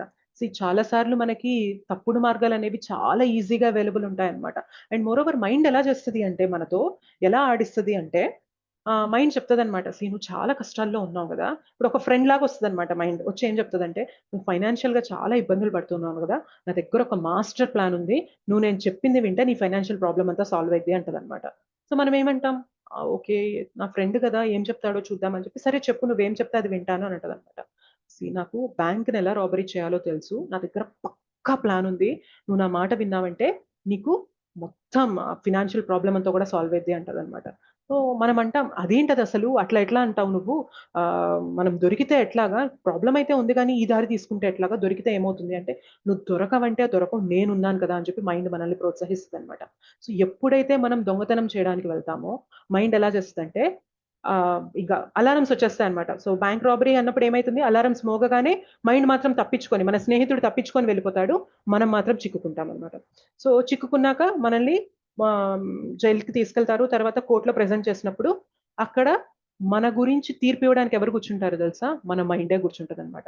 బుద్ధుందా లేదా నీకు, ఇట్లాంటి పనులా నువ్వు చేసేది అని చెప్పి ఎవరు చెప్తున్నారు, ఎవరైతే ముందు మనల్ని ప్రోత్సహించారో వాళ్ళే ఇవాళ జడ్జి లాగా కూర్చొని చెప్తున్నారనమాట, ఇట్లాంటి పనులా నువ్వు చేసేది, నీకు అసలు ఏమన్నా తెలివి ఉందా లేదా అని చెప్పి మన మైండ్ మనల్ని తిరిగి మోసం చేస్తుంది అనమాట. సో ఇట్లా ఈజీ మార్గాలు తీసేసుకో, పర్లేదులే, తప్పులేదులే, ఎంతమంది తప్పుగా సంపాదించట్లేదు, నువ్వు విలువలు అని పెట్టుకుంటే ఎప్పటికీ ఎదుగుతావని చెప్పి మన మైండ్ చెప్తూ ఉంటుంది అనమాట. తర్వాత రేపు పొద్దున దాన్ని అనుభవించాల్సి వచ్చిన టైం వచ్చినప్పుడు మైండే మనకి ఎదురు తిరుగుతుంది అనమాట. సో మైండ్ కంట్రోల్లో ఉన్నవాడు ఎట్లా చేస్తాడు అంటే కరెక్ట్ దారిని ఎంచుకుంటారు. ఓకే, రైట్ మార్గాన్ని ఎంచుకుంటారు. అండ్ ప్రగతిశీల మరియు ఆరోగ్యమైన ఎంపికలు అనేవి చేస్తారనమాట. మనకి లైఫ్ లో ఎప్పుడు కూడా 2 రకాల ఆప్షన్స్ ఉంటాయి. ఈజీ ఆప్షన్ ఒకటైతే అండ్ రైట్ ఆప్షన్ ఒకటి ఉంటుంది అనమాట. సో మనకి ఎప్పుడు ఏది తీసుకోవాలని ఉంటుంది చెప్పండి, ఈజీనా రైటా? ఈజీ ఆప్షన్, ఈజీ తీసేసుకోవాలని ఉంటుంది అనమాట. ఎందుకంటే ఈజీ తీసేసుకుంటే ఎక్కువ మైండ్ కష్టపడక్కర్లేదు కదా, మనం కష్టపడక్కర్లేదు. కానీ రైట్ ఆప్షన్ తీసుకున్నాం అనుకోండి కష్టం ఉంటుంది అనమాట. అందుకనే భక్తి గురించి వచ్చినప్పుడు మైండ్ ఏం చెప్తుందంటే, వద్దు భక్తి జోలికి వద్దు, ఇప్పుడే వద్దు అని చెప్పి మన మైండ్ ఎందుకు చెప్తుంది అంటే, దీని జోలికి వెళ్ళానంటే నా పని అయిపోతుంది, ఇది కొంచెం. సో అది రైట్ థింగ్ అనమాట, భక్తి చేయడం రైట్ థింగ్. కానీ ఏం చెప్తుంది, వద్దు నువ్వు ఇంద్రియ తృప్తి చేయి, చక్కగా నువ్వు ఆనందించు, అవి ఏవో చెప్తూ ఉంటారు, అవన్నీ నీకెందుకు చెప్పు, నీకు కానే కాదు, నీకు వర్తించో, భగవద్గీత నీకు కాదులే, తర్వాత చూసుకుందాం, నీకు చాలా లైఫ్ ఉంది అని చెప్పి మనల్ని ఏం చెప్తుంది, రైట్ ఆప్షన్ జోలికి తీసుకెళ్ళదు అనమాట. ఎప్పుడు ఏం చెప్తుంది, ఏం అటెండ్ అవుతావు క్లాసు, ప్రతిరోజు ఉంటుంది, 20 రోజుల పాటు అటెండ్ అవ్వాలంట క్లాసు, ఏం అటెండ్ అవుదాం, హ్యాపీగా టీవీ పెట్టుకొని ఏదైనా సీరియల్ చూద్దాం, ఏదైనా మూవీ పెట్టుకొని చూద్దాం అంటారు. సో ఏది ఈజీ ఆప్షన్, ఏది రైట్ ఆప్షన్ చెప్పండి మీరే. టీవీ కష్టంగా చూడటం ఉన్నా టీవీ చూడడం ఈజీ ఆప్షన్. సో మన మైండ్ దాని వైపు తీసుకెళ్తుంది అనమాట. సో అలా చేస్తుంది. కానీ మన మైండ్ ఎవరికైతే మైండ్ కంట్రోల్లోకి వస్తుందో చెప్తుంది అనమాట, ఎన్నో జన్మల పాటు నువ్వు అవే కదా చేసుకుంటూ వచ్చావు, ఇప్పటికైనా జీవితంలో నీ గురించి తెలుసుకునే అవకాశం వచ్చింది, అటెండ్ అవ్వు క్లాస్ అని చెప్పి రైట్ చాయిస్ ఎప్పుడు ఇస్తుందంటే మైండ్ కంట్రోల్లో ఉన్నప్పుడు ఇస్తుంది అనమాట. ఓకే. అండ్ ఇంద్రియ సంతృప్తి నుండి వైరాగ్యం అనేది ఇస్తుంది. మీకు షేర్ చేయడం లేదు కదా. ఇంద్రియ సంతృప్తి నుండి వైరాగ్యం ఇస్తుంది. ఇందాక అనుకున్నాం కదా, మైండ్ ఎప్పుడైతే కంట్రోల్లోకి వస్తుందో ఇప్పుడు చెప్తుంది అనమాట, ఇంద్రియ సంతృప్తి కోసం పరిగెత్తడం అంటే బిగ్గెస్ట్ ట్రాప్ అనమాట, నా గోతిని నేనే తీసుకుంటున్నట్లు అని చెప్పి మనకు తెలిసిపోతుంది. సో ఏం చేస్తాం, ఆటోమేటిక్గా మన కోరికలు అనేవి తగ్గించుకుంటూ దేనికైతే విలువ ఇవ్వాలో దానికి విలువ ఇస్తూ ముందుకెళ్తూ ఉంటాం. అండ్ ఫలితం ఏంటి అంటే మనము స్వేచ్ఛ మరియు ఔన్నత్వం వైపు వెళ్తాం అనమాట. చాలాసార్లు స్వేచ్ఛ అంటే ఏమనుకుంటామంటే, ఇండిపెండెన్స్ అంటే నాకు నచ్చింది నేను చేస్తున్నానా నాకు స్వేచ్ఛ ఉన్నట్టు, నాకు నచ్చింది ఎవరైనా ఆపుతున్నారా నాకు స్వేచ్ఛ లేనట్టు అనుకుంటాం. ఆల్కహాల్ తాగేవాడు కూడా ఇనీషియల్గా ఏమనుకుంటారంటే, ఈ తాగడంలో ఆనందం ఉంటుంది, ఏమవుతుంది కొంచెం తాగితే అని చెప్పి మొదలు పెడతారు. మెల్లిమెల్లిగా ఏమవుతుంది అంటే, దానికి బానిస అయిపోవడం ఎట్లా అయిపోతుంది అంటే, ఇంకా అది లేకుండా అస్సలు ఉండలేడు అనమాట. సో ఇనీషియల్గా మనకి ఏదైతే ఫ్రీడమ్ అని మొదలు పెట్టామో మెల్లిగా ఏమవుతుంది, మనం దానికి బానిస అయిపోతున్నాం అనమాట. సో కంట్రోల్డ్ మైండ్ ఏం చేస్తుంది అంటే, రియల్ ఫ్రీడమ్ అంటే మైండ్ ఏది తోస్తే దానికి వెళ్ళిపోవడం కాదు. రియల్ ఫ్రీడమ్ అంటే ఏది రైట్ చాయిసో దాన్ని తీసుకోవడానికి ఉన్న ఫ్రీడమ్ ఏదైతే ఉంటుందో దట్ ఈస్ రియల్ ఫ్రీడమ్ అని చెప్పి మనం తెలుసుకోవాలి. అది కంట్రోల్డ్ మైండ్ ఉన్నప్పుడు మనం అలాంటివి చేయగలుగుతాం. అండ్ అన్కంట్రోల్డ్ మైండ్ ఉన్నప్పుడు ఏమవుతుంది అంటే, సో అనుకున్నాం కదా, కామం, కోపం, దురాశ వంటి పాపపు చర్యలను అనుసరిస్తుంది. ఇందాక అనుకున్నాం కదా, ఒక కోరిక తీరగానే ఇంకొక కోరిక మొదలవుతుంది, ఆ కోరిక తీరగానే ఇంకొక కోరిక మొదలవుతుంది. ఒకవేళ కోరిక తీరలేదా కోపం వైపు వెళ్ళిపోతుంది. సో నా జీవితంలో ఎప్పుడు ఇలానే జరుగుతుంది, నేను నా జీవితాన్ని అంతం చేసేసుకోవాలి. సో ఇటువంటి పాపపు కార్యాల వైపు మనల్ని ప్రేరేపిస్తుంది. అండ్ లైఫ్లో చిరాకు, ఆందోళన అండ్ తప్పుదారి పట్టిస్తూ ఉంటుంది. ఇంద్రియ భోగంపై మమకారాన్ని పెంచుతుంది. ఇంకా అనుభవించాలి, ఇంకా నేను ఇది ఇంకా పొందాలి, ఇంకా అనుభవించాలి అని తృప్తి అనేది లేకుండా మనల్ని పరిగెత్తిస్తూనే ఉంటుందన్నమాట. ఫలితం ఏంటి అంటే ఇందాక చూసాం కదా, పతనం మరియు బంధనంలో చిక్కుకుపోతాం అనమాట. ఓకే. నెక్స్ట్ ఏంటి అంటే అష్టాంగ యోగా. సో 6.10 నుంచి 36 వరకు దీని గురించి డిస్కస్ చేస్తారు. అయితే ఇందులో కొన్ని నియమాలు అనేవి ఇస్తూ ఉంటారు. మనం స్లైడ్స్లో కంటెంట్ ఉంటుంది, మనం కొంచెం చదువుకుంటూ లైట్గా దాని డీటెయిల్స్ అనేవి తెలుసుకుంటూ వెళ్దాం. సో యోగా అంటే చాలా మందికి క్వశ్చన్ ఉంటుంది అనమాట, ఇదేమన్నా సమ్ స్పెషల్ యాక్టివిటీనా, పారానార్మల్ యాక్టివిటీనా, ఇదొక వ్యాయామమా, లేదా ఇదేమన్నా జిమ్నాస్టిక్సా, లేదంటే ఇది శరీరానికి సంబంధించిన ఏదైనా తపస్సు లాంటిదా, ఏంటి ఈ యోగా అంటే క్వశ్చన్ వస్తుంది మనకి. సో మనకి చాలా మార్కెట్లో కూడా ఇటువంటి అంటే మీకు ప్రెగ్నెన్సీ టైంలో ఈ యోగా చేస్తే ఇలా యోగా పోస్చర్స్ చేయండి, అండ్ మీ మైండ్ కంట్రోల్ కోసం, మీ హెల్త్ కోసం ఇట్లా యోగా చేయండి, అండ్ ఇట్లా మీరు ఆఫీస్ టెన్షన్స్ నుండి బయటపడాలంటే take this type of yoga, ఇట్లా మనకి చాలా నడుస్తూ ఉంటాయి అన్నమాట మార్కెట్లో. అసలు యోగా అంటే ఏంటి అంటే, యుక్త ఇత్యుచ్యతే యోగే, భగవంతునితో సంబంధం కలిగి ఉన్నవాడు యోగి. యోగా అంటే ఏంటి అంటే టు కనెక్ట్ విత్ గాడ్, భగవంతునితో కనెక్ట్ అవ్వడాన్ని మనం యోగా అంటాం అనమాట. సో యోగి అంటే ఎవరు అంటే, భగవంతునితో తన సంబంధాన్ని ఏర్పరచుకున్నవాడు యోగి. ఓకే, ఏమంటున్నారో చూద్దాం. సో అష్టాంగ యోగా అంటే మనకి ఇందులో 8 స్టెప్ ప్రాసెస్ ఉంటుంది. అష్ట అంటే 8 కదా. సో ఈ యోగాలో మనకి 8 స్టెప్స్ ప్రాసెస్ ఉంటుంది. ఏంటి అంటే యమ, నియమ, ఆసన, ప్రాణాయామ, ప్రత్యాహార, ధారణ, ధ్యాన, సమాధి. సో యమ అంటే ఏంటి అంటే బహిరంగ నియమాలు. సో మనం ఏవైతే రూల్స్ అండ్ రెగ్యులేషన్స్ కొన్ని పాటిస్తూ ఉండాలో ఔటర్గా, బయట నుంచి బహిరంగంగా, వాటిని యమ అంటారు. నియమ అంటే ఏంటి అంటే అంతరంగిక నియమాలు, ఇన్నర్గా లోపల నుండి మనం ఎటువంటి నియమాలు పాటించాలి అనేవి నియమ అన్నమాట. నెక్స్ట్ ఆసన అంటే మన భంగిమ ఎలా ఉండాలి అనే దానిపైన. ప్రాణాయామం అంటే శ్వాసను ఎలా నియంత్రించాలి. ప్రత్యాహార అంటే ఇంద్రియాలను ఉపసంహరించుకోవడం, ఇంద్రియాలను కంట్రోల్ చేసేసుకోవడం. అండ్ ధారణ అంటే మనస్సుని కంట్రోల్ చేయడం. ధ్యానం అంటే విష్ణువుపై ధ్యాస పెట్టడం. అండ్ సమాధి అంటే కంప్లీట్గా ఇంకా మరిచిపోయి కంప్లీట్ ట్రాన్సెండెన్స్, కంప్లీట్ ఇంకా సమాధిలోకి వెళ్ళిపోవడం అనమాట. ఓకే, యమ అంటే ఏమంటున్నారో చూద్దాం. ఒంటరిగా ఏకాంత స్థలమునందు నివసించుచు సావధానముగా మనస్సును నియమింపవలెను. సో ఇక్కడ ఏమంటున్నారు, ఒంటరి ప్లేస్ లోకి వెళ్ళాలి. సో గుర్తుంది కదా, అర్జున అంటున్నారు నేను వైరాగ్యం తీసుకోవచ్చా, వైరాగ్యం తీసుకుంటే ఏమవుతుంది కృష్ణ, రెండు ఆప్షన్స్ ఉన్నాయి కదా అన్నదానికి కృష్ణ చెప్తున్నారనమాట.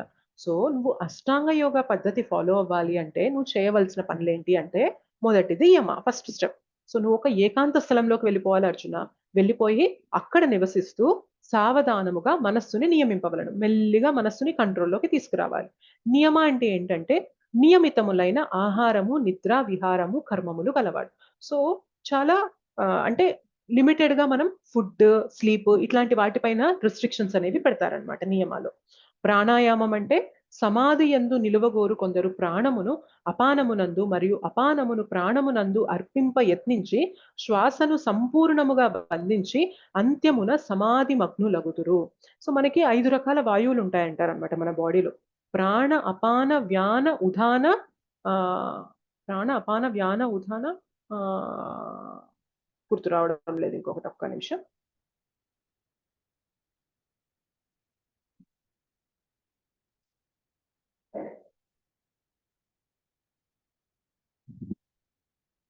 ఎస్, ప్రాణ ప్రాణ అపాన వ్యాన ఉదాన సమాన. ఓకే, అయితే ఈ 5 రకాల వాయువులు మన బాడీలో ఫ్లో అవుతూ ఉంటాయి అన్నమాట. ఓకే, ఈ ప్రాసెస్ లో ఏం చెప్తున్నారు అంటే మనకి ప్రాణవాయువు అండ్ నిమిషమే చూపిస్తుంది, ప్రాణమును అపానమునందు మరియు అపానమును ప్రాణమునందు అర్పింప యత్నించి శ్వాసను కంప్లీట్ గా ఒక ఈక్విలిబ్రియం స్టేట్ కి, ఒక బ్యాలెన్స్డ్ స్టేట్ కి తీసుకురావాలన్నమాట. అది ప్రాణాయామం యొక్క పర్పస్. సో కిందకి వెళ్ళే గాలి ఒకటి ఉంటుంది, ఒక వాయువు ఉంటుంది, పైకి వచ్చే వాయువు ఒకటి ఉంటుంది అనమాట. వాటి యొక్క గమనాన్ని మనం రివర్స్ చేసి రెండింటిని కూడా ఒక సమాన స్థితికి తీసుకురావాలి. అది ప్రాణాయామం అనమాట. ఓకే, నెక్స్ట్ ఏమంటున్నారో చూద్దాం. సో ఇది థర్డ్ స్టెప్. అయ్యాక ఆసనం. ఆసనం అంటే నేలపై కుశాగ్రాసమును పరిచి దానిని జింక చర్మము మరియు వస్త్రముతో కప్పవలను. అట్టి ఆసనము అతి ఎత్తుగా లేదా అతి క్రిందగాను ఉండగా పవిత్ర స్థానములో ఏర్పాటు కావలను.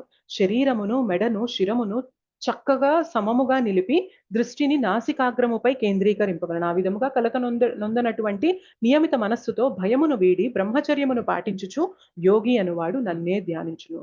సో నువ్వు వైరాగ్యం తీసుకోవాలంటే ఏం చేయాలి? యమ, నియమ, ప్రాణాయామ, యమ నియమ, ఆసన, ప్రాణాయామ. ఆసన అంటే ఏంటి అంటే నువ్వు అడవిలోకి వెళ్ళిపోయి నేలపైన ఒక జింక చర్మం పరుచుకోవాలి. కుషగ్రాస్ వేసి తర్వాత జింక చర్మం వేసుకొని దానిపైన ఒక బట్ట కప్పి దానిపైన కూర్చొని నువ్వేం చేయాలంటే స్ట్రైట్ గా కూర్చోవాలి అర్జున.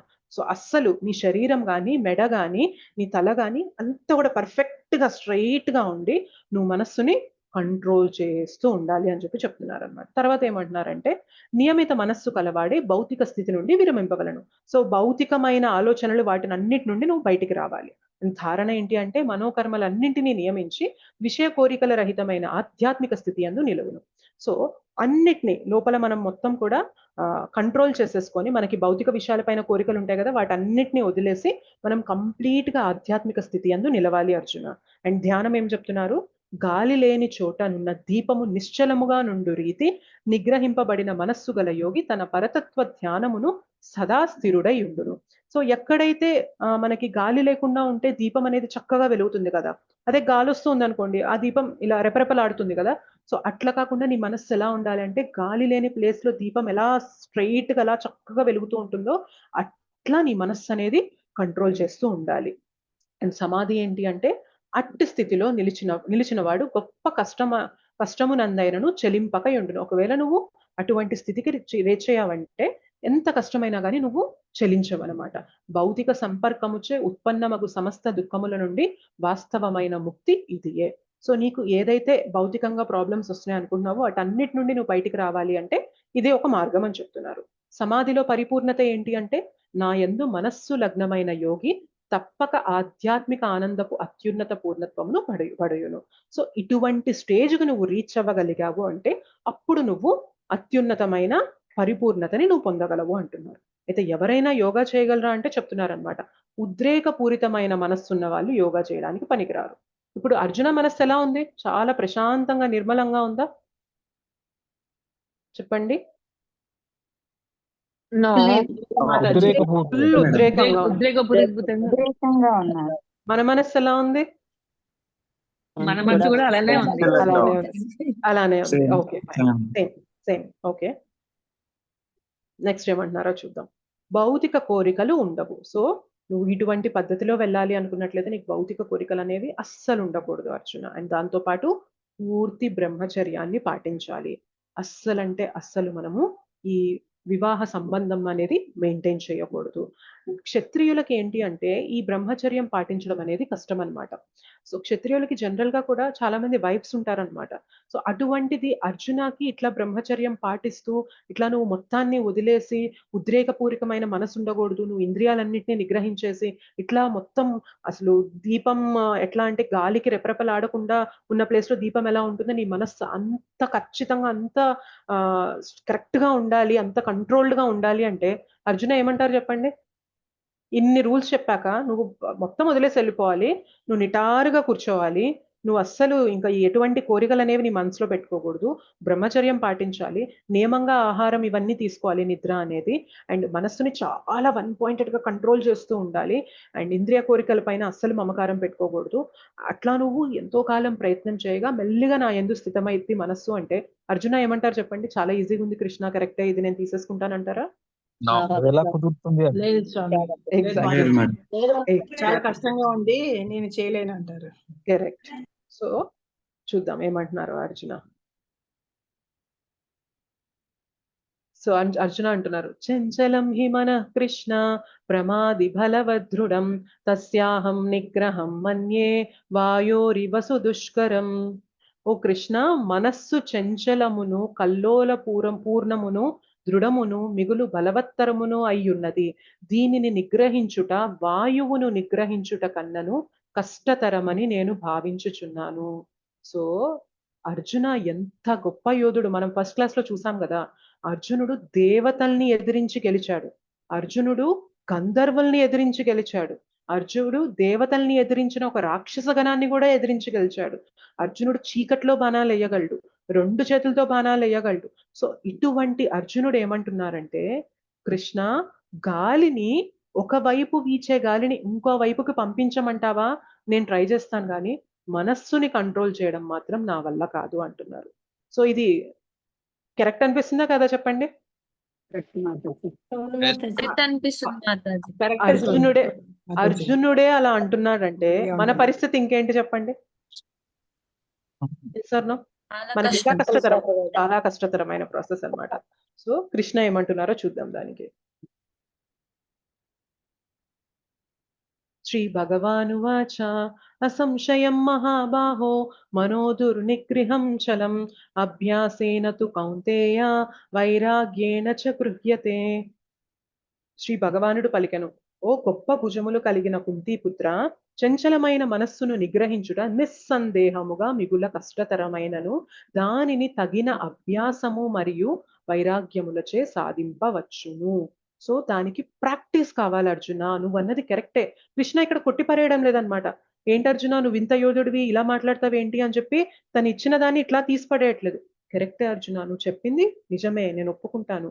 కానీ మనస్సు కంట్రోల్‌లోకి రావాలి అంటే ప్రాక్టీస్ చేయాలి నువ్వు. దానికి సాధన ఉండాలి. అందుకే భక్తిలో మనం చేసేది అదే సాధన అన్నమాట. మనస్సుని కంట్రోల్‌లోకి తీసుకొచ్చే సాధననే చేస్తున్నాం. అందుకే భక్తి మనకి ఇనీషియల్‌గా చాలా కష్టతరంగా ఉంటుంది. మనస్సు ఏవేవో చెప్తూ ఉంటుంది. దాన్ని పట్టి లాక్కొచ్చి నామం పైన వినాలి అని చెప్తారు కదా! అంతే కదా! జపం చేస్తున్నప్పుడు ఏం చేయాలి? నామాన్ని వింటూ ఉండాలి. జాగ్రత్తగా వింటూ ఉండాలని చెప్తూ ఉంటాం. మనస్సు విననిస్తదా? ఏదో ఒక ఆలోచన తీసుకొస్తుంది. క్లాస్ అయ్యాక ఏం చేయాలి? క్లాస్ ముందు ఏం చేయాలి? తర్వాత ఏం చేయాలి? రేపేం చేయాలి? నిన్నేం జరిగింది? అంతకుముందు వాళ్ళు నన్ను ఇలా అన్నారు. సో, ఫ్యూచర్‌లో నేను ఎలా తీర్చుకోవాలి? సో, ఏవో ఒక ఆలోచనలు తీసుకొస్తూనే ఉంటుందన్నమాట మనస్సు. కానీ ఏం చేయాలి మనము? ప్రాక్టీస్ చేయాలి. దాన్ని లాక్కొచ్చి మళ్ళీ మంత్రం పైన నిలబెట్టాలి. లాక్కొచ్చి మళ్ళీ మంత్రం పైన నిలబెట్టాలి. ఈజీనా అంటే ఈజీ కాదు. కానీ ఏమవుతదంటే ఈ ప్రాసెస్‌లో మనం ఎప్పుడైతే భగవన్నామాన్ని, భగవంతుని యొక్క కృపని కోరుకుంటున్నామో, భగవంతుడు ఏం చూస్తారు తెలుసా? నువ్వు ఫెయిల్ అయినా అవ్వు పర్లేదు కానీ, నువ్వు ఎఫర్ట్ మాత్రం పెట్టు, అంటే ప్రయత్నం చెయ్యి, రిజల్ట్ అనేది నేను చూసుకుంటా. సో మనం చాలాసార్లు భక్తిలో ఒక స్థితికి ఎదిగాము అంటే కేవలం మన యొక్క ప్రయత్నం వల్ల అనుకోవడం అనేది పెద్ద ఫూలిష్నెస్ అన్నమాట. మన ప్రయత్నానికి భగవంతుడు మెచ్చి ఆ జర్నీని ఈజీ చేయబట్టి మనం ఇవాళ అక్కడి దాకా వెళ్ళాం తప్ప, లేదు అంటే ఇంపాసిబుల్. ఎందుకంటే కృష్ణనే చెప్తున్నారు మనస్సుని కంట్రోల్ చేయడం అనేది చాలా కష్టమని కృష్ణ ఒప్పుకున్నారు. కానీ భక్తి చేస్తున్నప్పుడు, భగవన్ నామం చేస్తున్నప్పుడు మనస్సు ఎందుకు కంట్రోల్లోకి వస్తుందంటే మన ప్రయత్నాన్ని చూసి భగవంతుడు తన కృపని తోడు చేస్తారనమాట, తన కృపని మనకిస్తారు. ఎప్పుడైతే భగవంతుని కృప తోడవుతుందో ఆటోమేటిక్ గా మనస్సుని కంట్రోల్ చేయడం అనేది పాసిబుల్ అవుతూ ఉంటుంది అనమాట. ఓకే,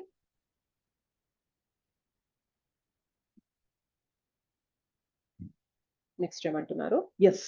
సో ఈజీలో ఈ అయిపోయింది, ఎనిమి ఆర్ ఫ్రెండ్ చూసాం, ఏ అంటే అష్టాంగ యోగా చూసాం, ఎస్ అంటే సఫలం మరియు విఫలం. విజయవంతం కాని యోగుల పరిస్థితి ఏమిటి?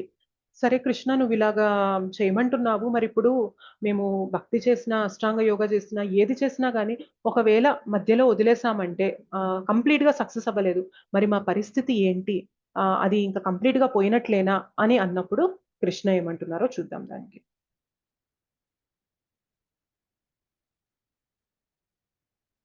ప్రాప్య పుణ్యకృతాం లోకా నుషిత్వా శాశ్వతీ సమాహ శుచీనాం శ్రీమతాం గేహే యోగభ్రష్టోభిజాయతే.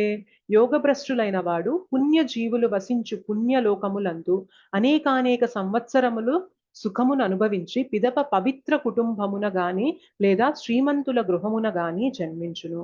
సో ఎవరైతే ఈ పద్ధతి తీసుకున్నారో, ఈ యోగా ద్వారా భగవంతునితో కనెక్ట్ అవ్వడానికి ఏదైతే ప్రయత్నం మొదలు పెట్టారో అది కంప్లీట్ అవ్వలేదు, సగంలో ఉండగానో ఎక్కడో కొంత పర్సెంట్లో ఉండగా మనం వదిలేసాం ఈ శరీరాన్ని. అయితే మరి ఇప్పుడు వాళ్ళ పరిస్థితి ఏంటి కృష్ణ అని అర్జున క్వశ్చన్ అడిగారు.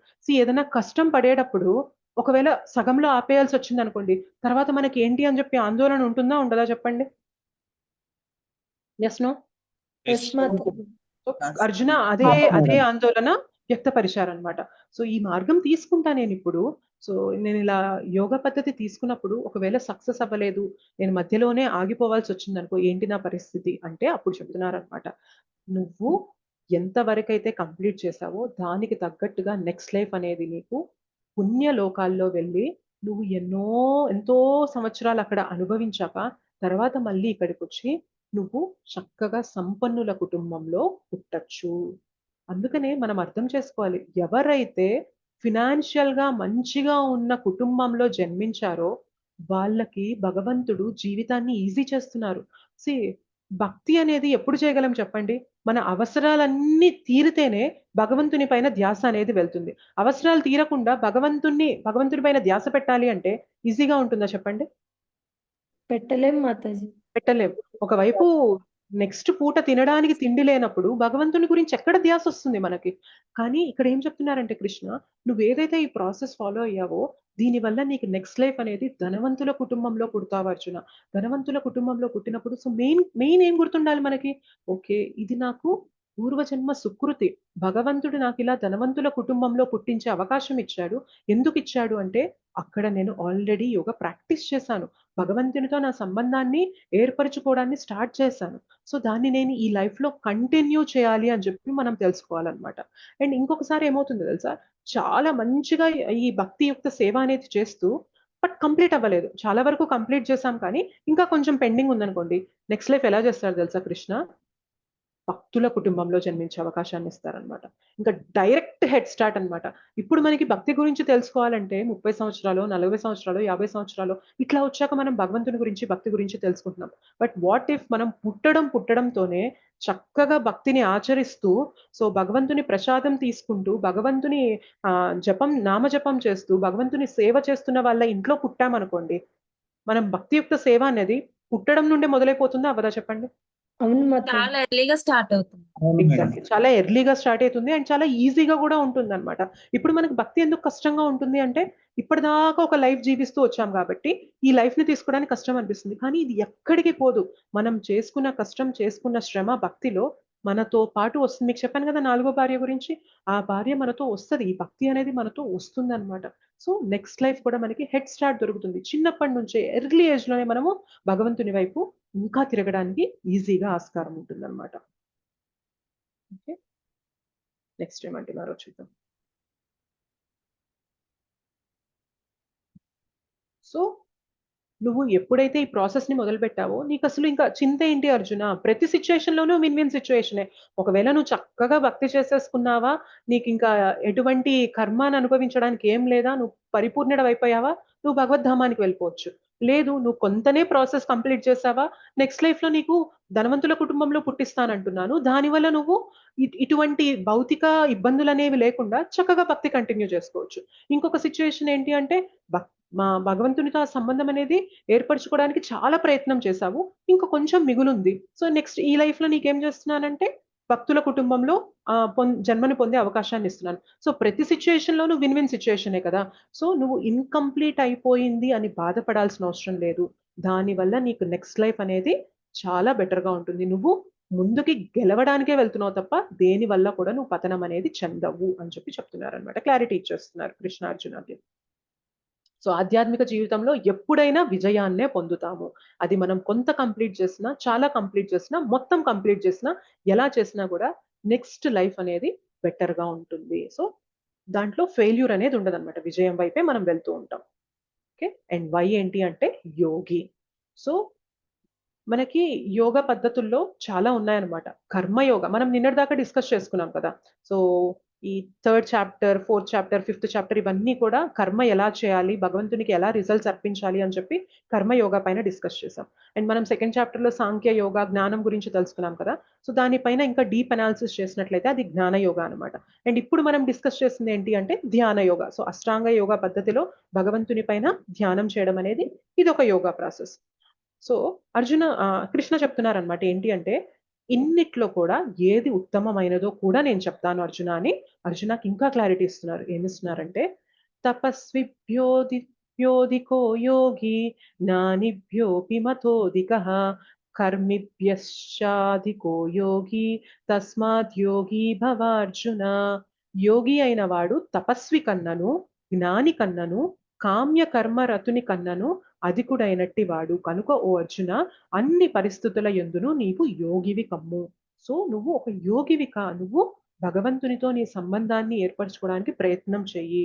అయితే ఇంకా చెప్తున్నారనమాట కృష్ణ, అన్ని యోగములలో కల్లా ఉత్తమమైన యోగం ఏంటి అంటే, మిగతా యోగాలన్నింటి యొక్క తుది గమ్యం ఏంటి అంటే భక్తి యోగం అనమాట. సో కర్మయోగం, జ్ఞానయోగం, అష్టాంగ యోగం ఇటువంటివన్నీ ఒక నిచ్చెనలో మెట్లులాగా అనుకున్నట్లయితే మనకి టాప్ మోస్ట్ ఏంటి అంటే భక్తి యోగం అనమాట. సో అందరి యోగుల్లో కల్లా టాప్ మోస్ట్ ఎవరు అంటే ఈ భక్తి యోగి, భక్తి యోగం అని చెప్పి చెప్తున్నారు. యోగం అన్నిట్లో కల్లా టాప్ మోస్ట్ భక్తి యోగం అని చెప్పి ఈ చాప్టర్ ని మనకి ఆపుతున్నారనమాట. యోగినామపి సర్వేషాం మద్గతేనాంతరాత్మన శ్రద్ధావాన్ భజతే యో మాం సమే యుక్తతమో మతః. అత్యంత శ్రద్ధతో నా భావన యందే సదా నిలిచియుండువాడును, నన్నే తన యందు సదా స్మరించువాడును, మరియు నాకు దివ్యమైన ప్రేమయుత సేవను ఒనరించువాడును అగు యోగి యోగులందరికన్నను అత్యంత సన్నిహితముగా నాతో యోగమునందు కూడినట్టి వాడై ఉన్నాడు. సర్వులలో అతడే అత్యున్నతుడు. ఇదినే నా అభిప్రాయము అని చెప్పి కృష్ణ చెప్తున్నారనమాట.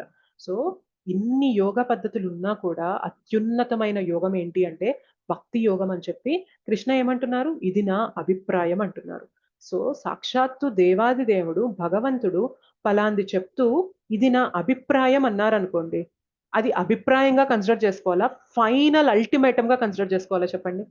ఫైనల్ ఫైనల్ ఎగ్జాక్ట్లీ అన్నమాట. సో మనం ఇంకా ఆలోచించక్కర్లేదు. మన జీవితంలో భక్తి చేసే అవకాశం వచ్చింది అంటే we're doing the top most thing. ప్రపంచం మొత్తం ఒకవైపు పరిగెడుతుంటే we're doing the top most thing అనమాట. సో భగవన్ నామ జపం చేయడం, భగవంతుని గురించి తెలుసుకోవడం, భక్తుల సాంగత్యంలో రావడం, భగవంతుని సేవ చేయడం, ఇవన్నీ కూడా భక్తి యోగంలోకి వస్తాయన్నమాట. సో ఇవి మనం చేయగలుగుతున్నాము అంటే we are very very dear to Krishna అనమాట. చాలా చాలా ప్రియమైన వాళ్ళం అనమాట మనం కృష్ణకి. సో ఇది నా అభిప్రాయం అని కృష్ణ చెప్తున్నారు. కానీ అది భగవంతుని అభిప్రాయం అని ఆయన ప్రజెంట్ చేస్తున్నప్పటికీ కూడా మనం అర్థం చేసుకోవాలి, ఇదే నాకు అత్యుత్తమమైనది, ఇంతకు మించింది నాకు లేనే లేదు అని చెప్పి మనం తెలుసుకోవాలన్నమాట. ఇది దారుణం ఏంటి అంటే మన మైండ్ మనల్ని ఎంత ట్రాప్ లోకి తీసుకెళ్తుందంటే దిస్ ఇస్ ఆల్ వేస్ట్. ఏదో క్లాస్ వినడానికి బాగుంటుంది కానీ ఇవన్నీ ఫాలో అవుతావా ఏంటి నువ్వు? ఏదో 10 రోజులు వినాలని చెప్పి జాయిన్ అయ్యావు, విన్నావా వెళ్ళిపోయావా అన్నట్లు ఉండాలి. ఇవన్నీ ఫాలో అవడానికి కాదు అని చెప్పి మన మైండ్ ఇప్పటికి కూడా మనల్ని ట్రాప్ చేస్తుంది అనమాట. ఆ ట్రాప్ లోకి వెళ్ళి మన జీవితాన్ని పతనంలోకి వెళ్తామా, ట్రాప్ నుండి బయటికి వచ్చి ఆలోచించి ఈ సాంగత్యాన్ని తీసుకొని భక్తి చేస్తూ భగవంతుడు ఏదైతే టాప్ మోస్ట్ అన్నాడో ఆ దారిని తీసుకొని మన జీవితాన్ని ఉద్ధరించుకుంటామా అనేది మన చేతుల్లో ఉంది. ఓకే, సో లాస్ట్ ఇంకా సమ్మరీ ఒకటి చెప్పేసి will close the class. So ధ్యాన యోగా యొక్క సంక్షిప్త నామం ఏంటి అంటే ఈజీ, శత్రువు లేదా స్నేహితుడు. సో మనస్సు మనకి స్నేహితుడుగా ఉన్నప్పుడు ఏం చేస్తాడు, మనకి రైట్ దిశను, రైట్ డైరెక్షన్ ని చూపిస్తారు అండ్ ప్రగతిశీల మరియు ఆరోగ్యమైన ఎంపికల్ని చేయనిస్తుంది అనమాట. అండ్ ఇంద్రియ సంతృప్తి నుండి వేరు చేయబడుతుంది. ఫలితం అనేది మనకి రియల్ ఫ్రీడమ్ అనేది వస్తుంది, మనల్ని ఉన్నత స్థాయిలోకి తీసుకెళ్తుంది. అదే మన మనస్సు శత్రువుగా ఉన్నప్పుడు ఏం చేస్తుంది, కామానికి, కోపానికి, దురాశ వంటి పాపపు చర్యల వైపు మనల్ని ప్రేరేపిస్తుంది. చిరాకు, ఆందోళన మరియు తప్పుదారి పట్టిస్తుంది. ఇంద్రియ తృప్తితో జత చేయబడుతుంది. ఎంజాయ్ చేయి, ఇంకా ఎంజాయ్ చేయి, ఇంకా ఎంజాయ్ చేయి అని చెప్పి తీసుకెళ్లి మనల్ని నాశనం చేస్తుంది. ఫలితం ఏంటి అంటే అధోగతి కలుగుతుంది మరియు చిక్కులు పాలవుతాము. ఓకే, అండ్ ఏంటి అంటే అష్టాంగ యోగా. సో 8 స్టెప్ ప్రాసెస్ ఈ యోగా అనేది. ఇది ఎలా చేయాలి అనేది ఇక్కడ చెప్పారనమాట. ఎస్ ఏంటి అంటే విజయం మరియు వైఫల్యం, సక్సెస్ ఆర్ ఫెయిల్యూర్. సో ఇందులో ఫెయిల్యూర్, ఈ యోగ పద్ధతిలో ఫెయిల్యూర్ అయితే ఏం జరుగుతుంది అన్న దాని గురించి కృష్ణ చెప్పారు. సో ఆధ్యాత్మిక జీవితంలో ఫెయిల్యూర్ అనేది ఉండదు. నువ్వు ఒక్కసారి మొదలు పెట్టావంటే అది నీకు నెక్స్ట్ ఫర్దర్ గా ఇంకా బెనిఫిటే చేకూరుస్తుంది తప్ప అది నిన్ను ఎప్పటికీ కూడా వదిలి వెళ్ళదు. అండ్ వై ఏంటి అంటే యోగి. సో ఇన్ని యోగాలు ఉన్నాయి కదా, ఇంత అష్టాంగ యోగా అన్నాం, కర్మ యోగా, జ్ఞాన యోగా, ధ్యాన యోగా, ఇన్ని డిస్కస్ చేశాం కదా. సో ద బెస్ట్ యోగా ఏంటి అంటే మనకి భక్తి యోగా అని చెప్పి చెప్పారనమాట. Okay, this is about chapter 6 ధ్యాన yoga. Okay, is it clear? అర్థమైందా? అర్థమైంది Mataji. Thank you. Thank you so much. నమస్తే మేడం, చంద్రమౌళి యాదవ్ అండి. ధన్యవాదాలు. నాకు 2 క్వశ్చన్స్ ఉన్నాయి, నేను అడగచ్చా అండి? ఒక్క నిమిషం నాకు అండి. 2 క్వశ్చన్. ఇక్కడ హ్యాండ్ రైజ్ చేసిన వాళ్ళకి నేను ఒక్కొక్కరికి ఛాన్స్ ఇస్తాను, దాన్ని బట్టి అడగచ్చు. ఎస్, నాగలత మాతాజీ చెప్పండి. హరే కృష్ణ మాతాజీ. హరే కృష్ణ మాతాజీ. మరి నేను పిచ్చి క్వశ్చన్ అడుగుతున్నాను కానీ, అంటే ఇప్పుడు నెక్స్ట్ జన్మలో మనం ధనవంతుల ఇంట్లో లేకపోతే భక్తిలో పెడతాం అన్నాను అంటే మనకి అంటే ఆ జన్మ గుర్తుండి మనం భక్తి చేస్తామా లేకపోతే ఇలా అని నాకు. భక్తుల కుటుంబంలో పుడితే మాత్రం మనకి చాలా ఫేవరబుల్ గా ఉంటది మాతాజీ. ఎందుకంటే చిన్నప్పటి నుంచి అదే వాతావరణంలో పెరుగుతాం కాబట్టి చాలా ఫేవరబుల్ గా చిన్నప్పటి నుండి మనం భక్తి తీసేసుకొని ముందుకెళ్ళిపోతూ ఉంటాం. సో అక్కడైతే ఇంకా మనకి డౌట్ లేదు. ధనవంతుల కుటుంబంలో పుట్టినప్పుడు మాత్రం మనం గుర్తుపెట్టుకోవాల్సింది ఏంటి అంటే, ఎంతో మంది ఇంత పేదరికంలో బాధపడుతుంటే భగవంతుడు నాకు ఇంత ధనవంతుల కుటుంబంలో పుట్టించే అవకాశాన్ని ఎందుకు ఇచ్చారు అంటే, ఇంతకుముందు ఎంతో కొంత సుకృతి ఉంది, దాన్ని నేను ముందుకు తీసుకెళ్ళాలి అని చెప్పి మనకి ఆ విచక్షణ అనేది ఉండాలి. ఆ విచక్షణ అనేది మళ్ళీ ఇప్పుడు రావాలంటే మళ్ళీ మనకి భగవద్గీత జ్ఞానం అనేది తెలిసి ఉండాలి. ఏదో ఒక రూపంలో భగవంతుడు మనకి తెలియజేస్తారనమాట. But most of the times ఏంటి అంటే, ధనవంతుల కుటుంబంలో పుట్టాము అంటే జీవితాన్ని ఇంకా కోరికలు తీర్చుకోవడంలో, ఇంకా డబ్బుతో మన కోరికలు తీర్చుకోవడంలో ట్రాప్ లోకి పడిపోతుంటాం అనమాట. అందుకనే వీలైనంత బెస్ట్ థింగ్ ఏంటి అంటే, మాక్సిమం మనం ఎంత చేయగలమో అంత చేస్తూ ఉండాలి మనకి తెలిసినప్పటి నుంచే ఈ జీవితంలో. సో మనకి నెక్స్ట్ లైఫ్ అనేది కృష్ణ కృప వల్ల మనం మంచిగా ఇంటెన్షన్ అనేది సిన్సియర్ గా పెట్టుకొని భక్తి చేస్తాం అనుకోండి, నెక్స్ట్ లైఫ్ చక్కగా భక్తుల కుటుంబంలో పుట్టిస్తారు కదా, ఇంకప్పుడు ఇబ్బంది అనేది ఉండదు అనమాట. ఓకేనా మాతాజీ? ఇంకేమైనా క్వశ్చన్స్ ఉన్నాయా? Hare Krishna. Okay, Hare Krishna Mataji, thank you. Hare Krishna. Lakshmi Nandipati Mataji. జై శ్రీ కృష్ణ దీది. హరే కృష్ణ. నాకు 2 క్వశ్చన్స్, నేను 2 అడిగేస్తాను, మీరు తర్వాత చెప్పండి. ఒకటి, మన మైండ్ మనకి హార్మ్ చేయడానికి, అంటే మనకి ఎప్పుడు ఎనిమీ లాగా ఉంటుంది అని చెప్పారు కదా, అలాంటప్పుడు మనం ఏం చేయాలి? ఎందుకంటే don't be hard on your self, you hug your self అని అట్లా చెప్తూ ఉంటారు కదా. So Hmm. అలాంటప్పుడు మనం మైండ్ ని సాఫ్ట్ గా దాన్ని మార్చడానికి ట్రై చేయాలా, లేదు అంటే దాన్ని పనిష్ చేసి మార్చడానికి ట్రై చేయాలా? అది ఒకటో క్వశ్చన్. Second Hmm. క్వశ్చన్ ఏంటంటే ఆ మనకు అంటే ఇది ఇంగ్లీష్ లో ఉంది. Anger is a punishment we give to our self for others mistakes అంటారు కదా. Hmm. అవును. అదర్స్ మిస్టేక్స్ వల్ల మనల్ని మనం పనిష్ చేసుకుంటున్నాము యాంగర్ తోటి. కానీ Hmm. అదర్స్ మిస్టేక్స్ మనకి ఫిజికల్ గా కానీ యూనో మన రెప్యుటేషన్ వైజ్ గా కానీ మనకి డ్యామేజ్ చేస్తున్నాయి కదా. అలాంటప్పుడు మనం యాంగర్ లేకుండా ఏం చేయాలి? Okay okay Mataji. సో మీ ఫస్ట్ క్వశ్చన్ ఏమన్నారు అంటే మనము ఒకసారి రిపీట్ చేయండి first question. Sorry.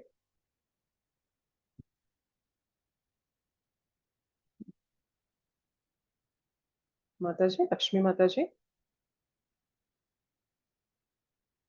Lakshmi Nandipati Mataji, ఒక్కసారి ఫస్ట్ క్వశ్చన్ మళ్ళీ అడగండి. ఆ ఈ మనసుని మనం కష్టపెట్టి ఫ్రెండ్లీగా కంట్రోల్ చూడాలి. పెట్టాలి. Yes yes okay Mataji, fine. So మనస్సుని ఎలా డీల్ చేయాలి అనేది మనకి చేత కాదనమాట. మనస్సుని మనము ఒక్కొక్కసారి ఫ్రెండ్లీగా చెప్పి తీసుకెళ్లాల్సి వస్తుంది, ఒక్కొక్కసారి భయపెట్టి ఫోర్స్గా తీసుకెళ్లాల్సి వస్తుంది. ఇప్పుడు చిన్న పిల్లలు ఉన్నారనుకోండి, కొందరు పిల్లలు ఎలా ఉంటారు అంటే చక్కగా ఫ్రెండ్లీగా చెప్పాము అంటే వాళ్ళు మంచిగా వింటారు, చక్కగా లైఫ్ని మంచి దారిలో తీసుకెళ్ళిపోతారు, వెళ్ళిపోతుంటారు. బట్ కొందరు పిల్లలు ఎలా ఉంటారంటే చాలా మొండిగా ఉంటారనమాట. సో వాళ్ళకి ఏంటి అంటే ఏదో ఒక భయం అనేది చూపించి వాళ్ళని మార్చాల్సి ఉంటుంది. సో ప్రతి ఒక్క పిల్లలతో కూడా ఇదే పద్ధతి వర్క్ అవుతుందా అంటే no, it may not work. ఒక్కొక్కరి యొక్క నేచర్ని బట్టి ఒక్కొక్కలాగా మనం డీల్ చేయాల్సి ఉంటుంది. అయితే మన మనస్సుతో మనం ఎలా డీల్ చేయాలి అనేది మనకి కాకుండా మన గురువుకి తెలుస్తుంది. మనకి భక్తిలో మన సీనియర్స్ ఎవరైతే ఉంటారో వాళ్ళకి తెలుస్తుంది అనమాట. ఎప్పుడైతే మన మనస్సులో వచ్చే ఆలోచనలు అనేవి అంటే if they are really changing our life, అటువంటి ఆలోచనలు ఏదైనా వస్తున్నాయనుకోండి, మనం ఎప్పుడైతే మన గురువు దగ్గర కానీ మన మెంటర్ దగ్గర కానీ తీసుకెళ్ళి చెప్పామనుకోండి, వాళ్ళు తెలుసుకుంటారు వీళ్ళ మనస్సు ఎందుకు ఇలా ఆలోచిస్తుంది. సో ఇప్పుడు నేను ఏ విధంగా వీళ్ళకి రైట్ మార్గంలో పెట్టాలి, తిట్టి చెప్పాలా, మెల్లిగా బుజ్జగించి చెప్పాలా, సో దీనికి పనిష్మెంట్ ఇవ్వాలా, అప్రైజల్ ఇవ్వాలా, ఏ విధంగా చేస్తే మనస్సు అనేది దారిలోకి వస్తుంది అనేది ఎవరికి తెలుస్తుంది అంటే ఆల్రెడీ మనకన్నా కూడా కొంచెం మనస్సు పైన నియంత్రణ తెచ్చుకున్న వాళ్ళకే తెలుస్తుంది. మనకి మన మనస్సుతో ఎలా డీల్ చేయాలనేది తెలుసుకోవడం అనేది కష్టం అనమాట. అందుకనే భక్తిలో కూడా ఎప్పుడు సాంగత్యంలో ఉంటాం. భక్తుల సాంగత్యంలో ఉన్నప్పుడు మనకన్నా కూడా కొంచెం అడ్వాన్స్గా ఉన్న డివోటీస్ దగ్గర మనం మెంటరింగ్ గైడెన్స్ తీసుకుంటున్నప్పుడు ఏమవుతుంది అంటే మన మనస్సులో వచ్చే ఆలోచనల్ని వాళ్ళ దగ్గర ప్రెజెంట్ చేసినప్పుడు దే విల్ గైడెన్స్. సో ఈ టైంలో నువ్వు నీ మనస్సుని ఇట్లా తీసుకో, ఈ విధంగా తీసుకుంటే నువ్వు ముందుకెళ్ళగలుగుతావు. So you deal friendly with your mind అని చెప్పి అప్పుడు చెప్తారు. లేదు ఏదైనా సిచ్యువేషన్ లో మనం ఫ్రెండ్లీగా డీల్ చేయాల్సింది కాదు, మనస్సుతో కఠినంగానే ఉండాల్సి వచ్చింది అనుకోండి, సో చెప్తారనమాట ఇదంతా నీ మనస్సు చెప్తుంది, నువ్వు అది విన్నావు అంటే నువ్వు నాశనం అయిపోతావు. సో నేను నీకు కష్టంగా అనిపించినా కూడా నేను నిన్ను సరిచేయడానికే చెప్తున్నాను అని చెప్పి మనల్ని రైట్ డైరెక్షన్ లో పెడతారనమాట.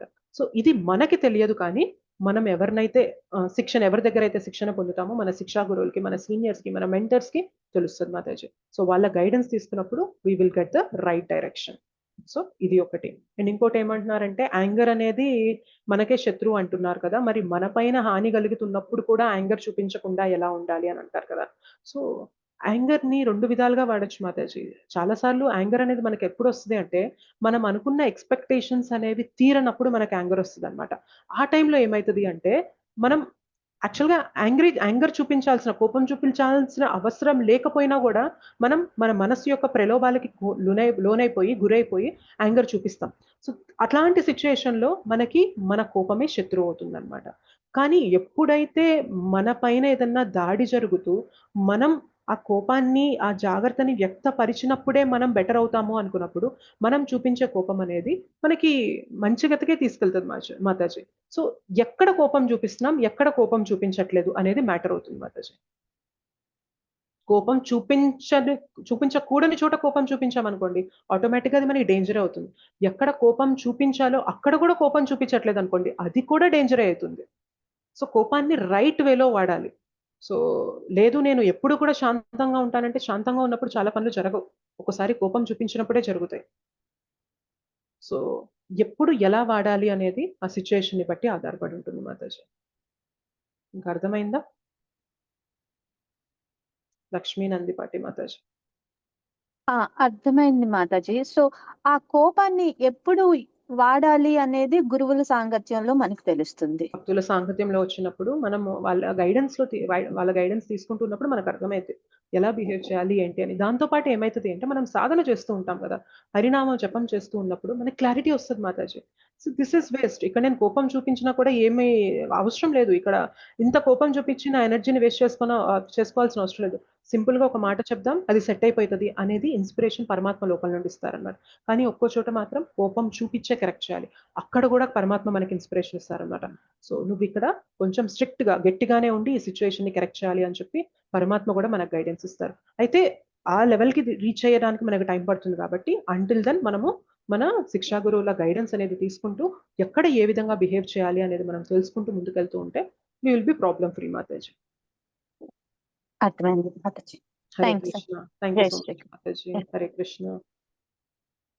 హరే కృష్ణ. జ్వాలా వీరభద్రరావు ప్రభుజీ, మీరు అన్మ్యూట్ చేసుకోండి ప్రభుజీ.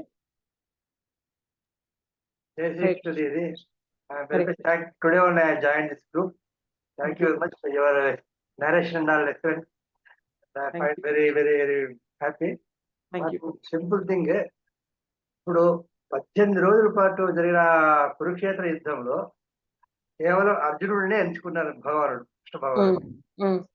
ఆ అర్జునుడికి గృహస్థాశ్రమ ధర్మాలు ఉన్నాయి, అవి పాటించుతున్న సందర్భంలోనే ఇతనికి అవన్నీ సంబంధ బంధువులు అని చెప్పి ఒక బాధపడ్డాడు. ఆ సందర్భంలో ఆయన గీతోపదేశం చేశాడు, అంతా బాగుంది. అదే ఓన్లీ 18 రోజులు మాత్రమే పరిమితమైంది. తర్వాత ఆ లోకం బాగుపడింది. మరి ప్రస్తుత కాలంలో కూడా అన్వయించుకుంటే ఈ కాలానికి చాలా చాలా విభత్సమైన పరిస్థితులు మనం ప్రపంచంలో చూస్తున్నాము. ఏ రోజు ఏం చూస్తాం తెలియని పరిస్థితులు. అందరూ మనం మార్చలేము. వెరీ లిటిల్ పర్సెంట్, 0.1, 0.2% మనకు మన దైవత్వంలో ఉంటున్నాము.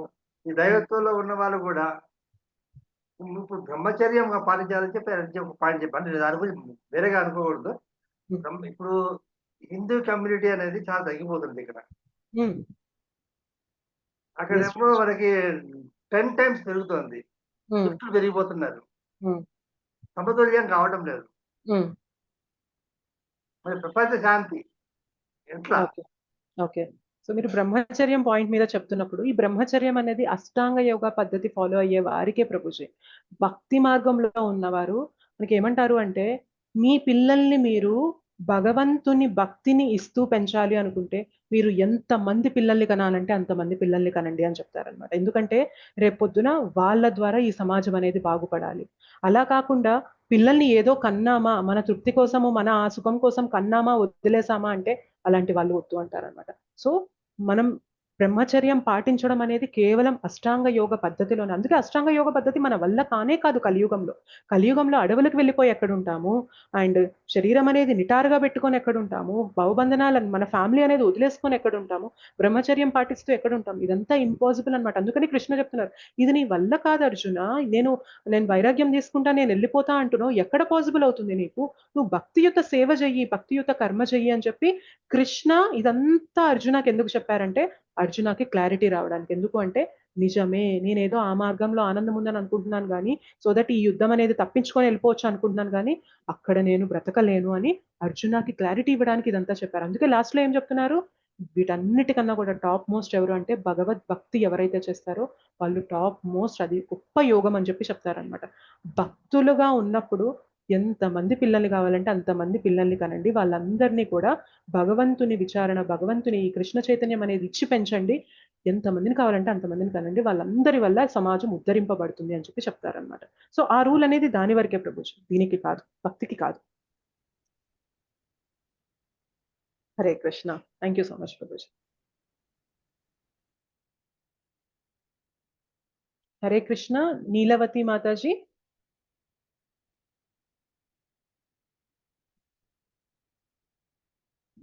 మాతాజీ ఉన్నారా? నీలవతి ఇందాక హ్యాండ్ రైజ్ చేశారు.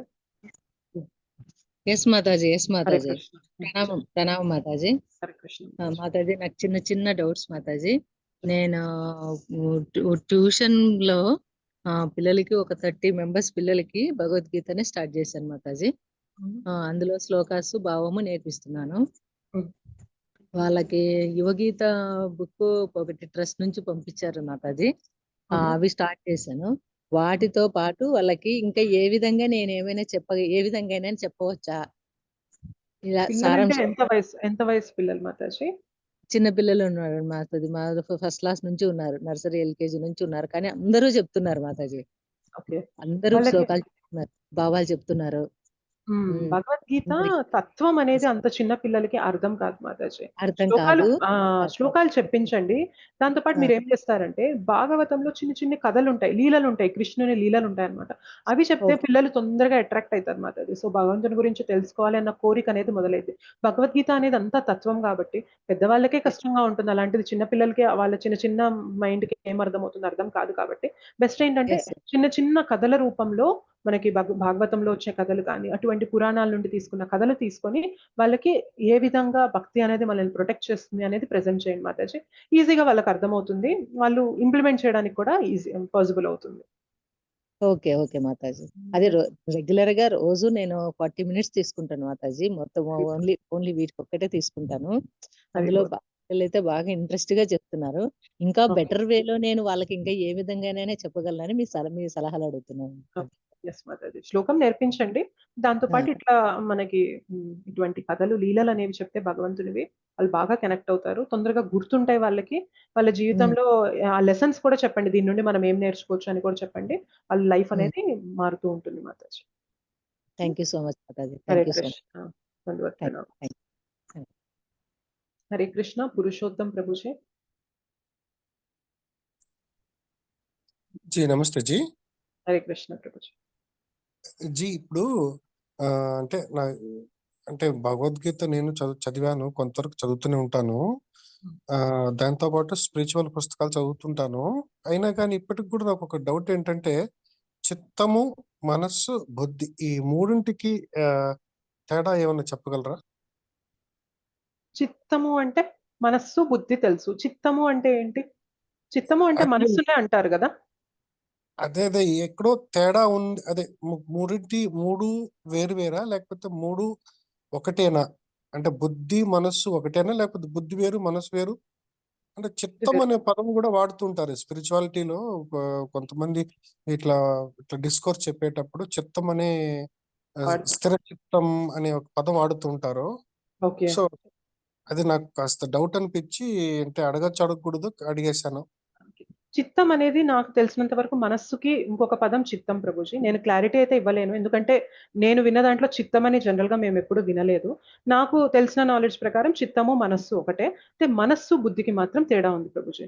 సో ఇంతకు ముందు మనం రథం ఎగ్జాంపుల్ చూసుకున్నట్లయితే ఇంద్రియాలు అడిగే కోరికలు ఫస్ట్ మనస్సుకి వెళ్తాయి ప్రభుజీ.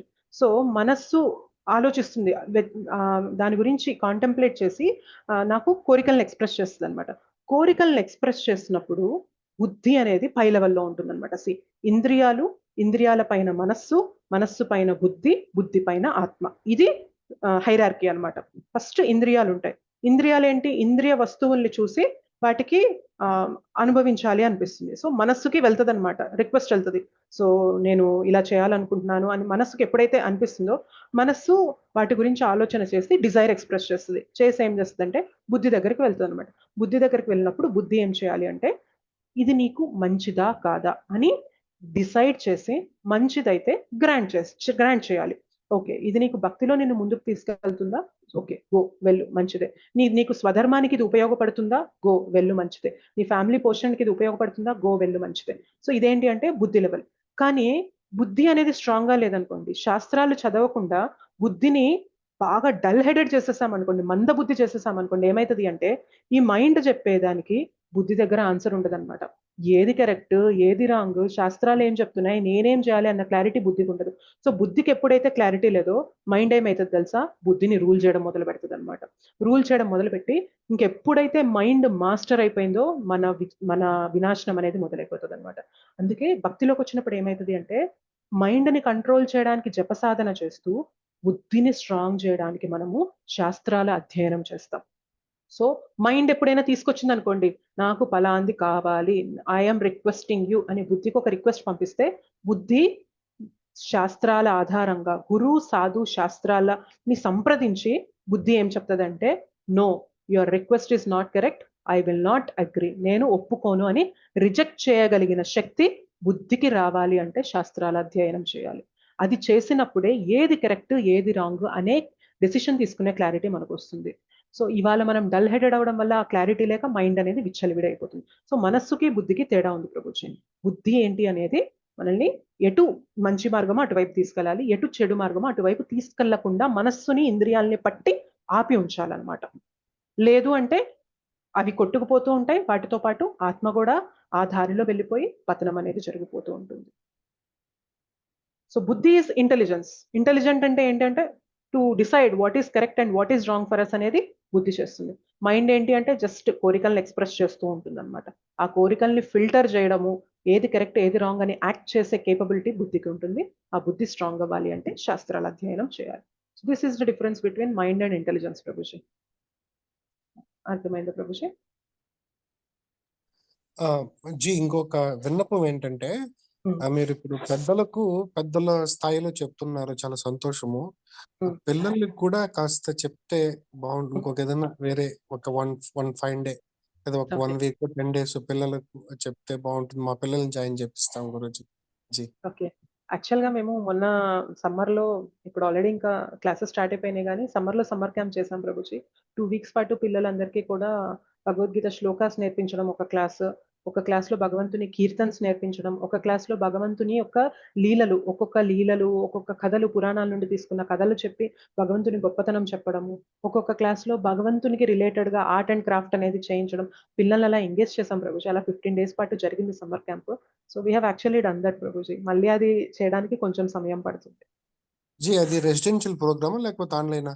ఆన్లైన్ ప్రభుజీ. ఓకే. కృతజ్ఞతలు. Thank you. Hare Krishna. Thank you. Hare Krishna. Sunitha Mataji. Hare Krishna Mataji. Hare Krishna. నాది ఒక పర్సనల్ క్వశ్చన్ మాతాజీ. మేబీ నాకు మీతో ఉన్న అసోసియేషన్‌లో మీకు కూడా తెలిసే ఉంటుంది. బట్ ఇది ఎందుకు నేను అందరి ముందు అడుగుతున్నాను సిగ్గు లేకుండా అంటే, జనాల్లో నాలాంటి వాళ్ళు చాలా మంది ఉన్నారేమో అనేది నా అభిప్రాయం. ఏంటంటే నా క్వెషను, ఇప్పుడు ఈ బుద్ధి ఇవి నాకు మెయిన్ 2 శత్రువులు మాతాజీ నాకు తెలిసినంతలో నాకు. ఒకటి విపరీతమైన బద్ధకం, రెండోది విపరీతమైన శ్రద్ధ పెట్టటం. 2 కాంట్రాడిక్టింగ్‌గా ఉంటాయి. ఎలా అంటే ఇంక బద్ధకం వస్తే ఏమి పని చేయబుద్ధి కాదు. ఏమంటే ఏం ముట్టుకోము. అలాగే అతి శ్రద్ధ అంటే ఇంకా ఒక పుస్తకం చదువుతున్నాము అంటే ఇంకా దాన్ని ఆపబుద్ధి కాకపోతే దాని మీద కంటిన్యూయస్‌గా వెనక మనకున్న బాధ్యతలు వీటిని గుర్తు చేసుకునే జ్ఞానం కూడా రాదనమాట.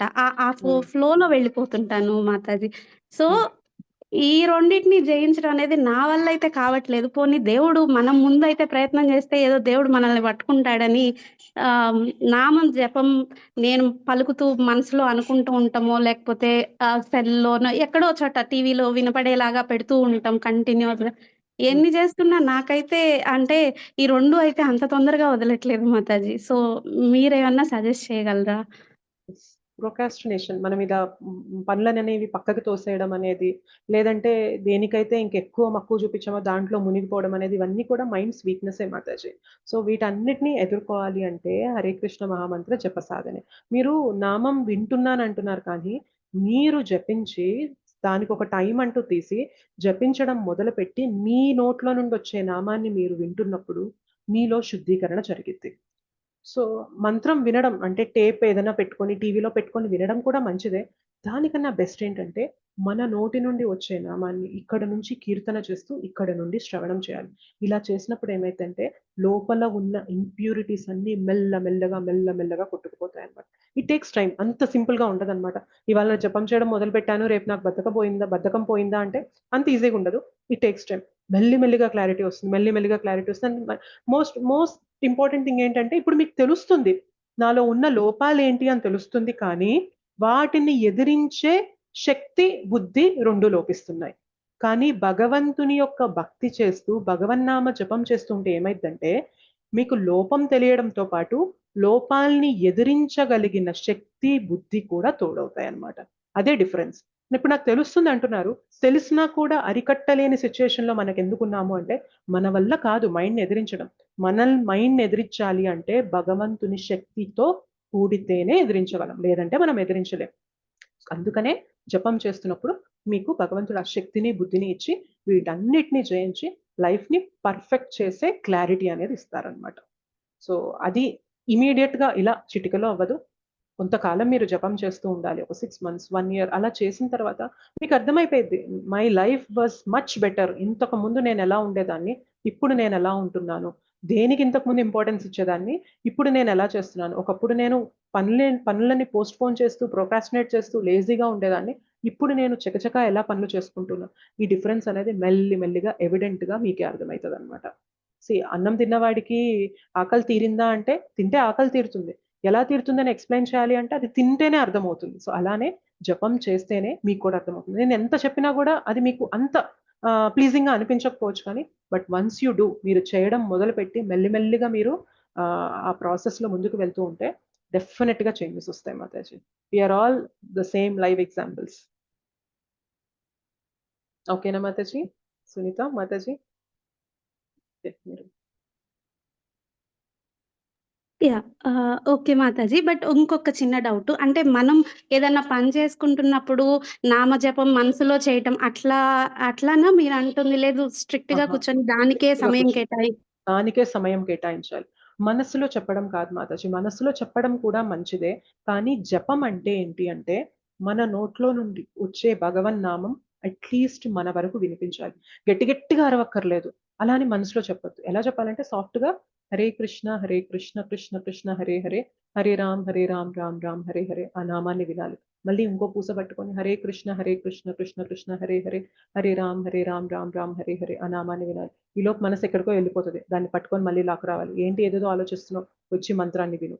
మళ్ళీ హరే కృష్ణ కృష్ణ కృష్ణ హరే హరే, హరే రామ్ రామ్ రామ్ హరే హరే ఆ నామాన్ని వినాలి. అలా వినగా వినగా వినగా వినగా మీకు ఆ శక్తి వస్తుంది, ఆ నామం నుండి రుచి వస్తుంది. You will experience happiness Mataji. చాలా బ్లిస్ వస్తుంది, చాలా ఆనందం వస్తుంది. వీటన్నిటికీ టైం కూడా పడుతుంది. సో మనస్సులో చెప్పించడం కాదు, బయటికి చెప్పించాలి. మనం వినేంత స్ట్రెంగ్త్తో మనం చెప్పించాలి. ఆ మాత్రం ఆడిబుల్ గా ఉండాలి మనకి. అండ్ ఒక చోట కూర్చొని సిన్సియర్గా దానికంటూ టైం డెడికేట్ చేయాలి. సో నేను వంట చేస్తూ నేను పిల్లల్ని చూసుకుంటూ నామం చెప్పిస్తున్నాను అంటే అది కౌంట్ రాదనమాట. మనం జపం చేస్తుందే మనస్సుని ఎటో తీసుకెళ్లకుండా నామం పైన పెట్టడానికి. అదే మనం ఏదో పనిలో నిమగ్నం అయిపోయి జపం చేస్తున్నామంటే ఇంకా పర్పస్ అనేది సర్వ్ అవ్వదు కదా. సో స్పెసిఫిక్ గా టైం తీసుకొని నామాన్ని జపిస్తూ నామాన్ని వినడానికి ప్రయత్నిస్తూ ఉంటే మెల్లిమెల్లిగా యూ విల్ చేంజ్ మాతాజీ. ఓకేనా? హరే కృష్ణ. థ్యాంక్ యూ మాతాజీ. హరే కృష్ణ. సరోజా వేముల మాతాజీ. హరే కృష్ణ మాతాజీ. మీరు ఇప్పుడే చెప్పారు మాతాజీ, నేను అడగాలనో లేదో తెలియదు కానీ ఇప్పుడు మీరు చెప్తున్నారు మాతాజీ, వింటున్నాను. సైడ్ కి పేపర్ కనబడింది, పేపర్ చూస్తున్నాను మాతాజీ, మెసేజ్ చేస్తున్నాను మాతాజీ. ఇది ఎలా కంట్రోల్ చేసుకోవడం? తెలుస్తుంది నేను తప్పు చేస్తున్నానని, కానీ వెళ్తుంది. ఎలా కంట్రోల్ చేసుకోవడం చెప్పండి మాతాజీ. మనం వినేదాని యొక్క ఇప్పుడు మనం ఏమనిపిస్తుంది అంటే దీనికన్నా కూడా అది ఇంపార్టెంట్ అని మన మైండ్ ప్రొజెక్ట్ చేస్తుంది కాబట్టి మొబైల్ వైపు పేపర్ వైపు అట్లా వెళ్ళిపోతాం అనమాట. కానీ ఎప్పుడైతే మనం కన్విన్స్ అయిపోతామో ఇవి ఏవి నన్ను ఉద్ధరించవు, నన్ను ఉద్ధరించేది ఏదన్నా ఉంది అంటే భగవంతుని గురించి తెలుసుకునే ఈ మాటలు మాత్రమే నన్ను ఉద్ధరిస్తాయి అని మనం ఎప్పుడైతే కన్విన్స్ అవుతామో భక్తిలో సిన్సియర్ అయిపోతాం అనమాట. సో మనకి అంటారనమాట, చాలా మంది భక్తిలో ఎందుకు అంత లైట్ గా ఉంటున్నారు అంటే మనకి లైఫ్ లో గట్టిగా ఎదురు దెబ్బలు తగలలేదన్నమాట. ఎప్పుడైతే గట్టిగా ఎదురు దెబ్బలు తగిలి ఈ జీవితం నాకు వద్దురా బాబు, ఇట్లాంటి ప్రపంచంలో నేనుంటే నేను ఇది అనుభవించాల్సిందే అని ఎప్పుడైతే మనకి స్ట్రాంగ్ గా తగులుతుందో ఆటోమేటిక్ గా ఇక్కడ మనకి సిన్సియారిటీ పెరిగిపోతుంది అనమాట. లేదు అంటే ఇట్స్ ఓకే, నడుస్తుందిలే, మెల్లిగా వెళ్దాం, తొందర ఏముంది, చెప్పాను కదా ఇది కూడా మైండ్ ట్రాపే అనమాట. సో మైండ్ ఎలా చెప్తుంది అంటే ముందేమో వద్దు ఇవన్నీ వద్దు అంటది అనమాట, క్లాస్ అటెండ్ అవ్వద్దు అంటది. కానీ మనం ఎంతో కొంత ఫోర్స్ పెట్టి లేదు అటెండ్ అవ్వాల్సిందే అని కూర్చున్నాక ఏం చేస్తుందంటే అంత సిన్సియర్ గా ఇంకా క్వశ్చన్ అండ్ ఆన్సర్ సెషన్ కదా, ఓకేలే ఇట్స్ ఓకే అంత సిన్సియర్గా వినాల్సింది ఏముంది, వింటున్నావు కదా. సో ఇక్కడ కూడా మనల్ని ట్రాప్ చేస్తున్నాం. మైండ్ ట్రాప్ అనేది చాలా చాలా చాలా సూక్ష్మంగా ఉంటుంది మాతాజీ. సో మనల్ని ఎట్లా లాగాలో అట్లా లాగుతూ ఉంటుంది అనమాట. మనం తెలుసుకోవాలి, నేను ఇది వినడంలోనే నాకు తెలుస్తుంది, జ్ఞానం వస్తుంది.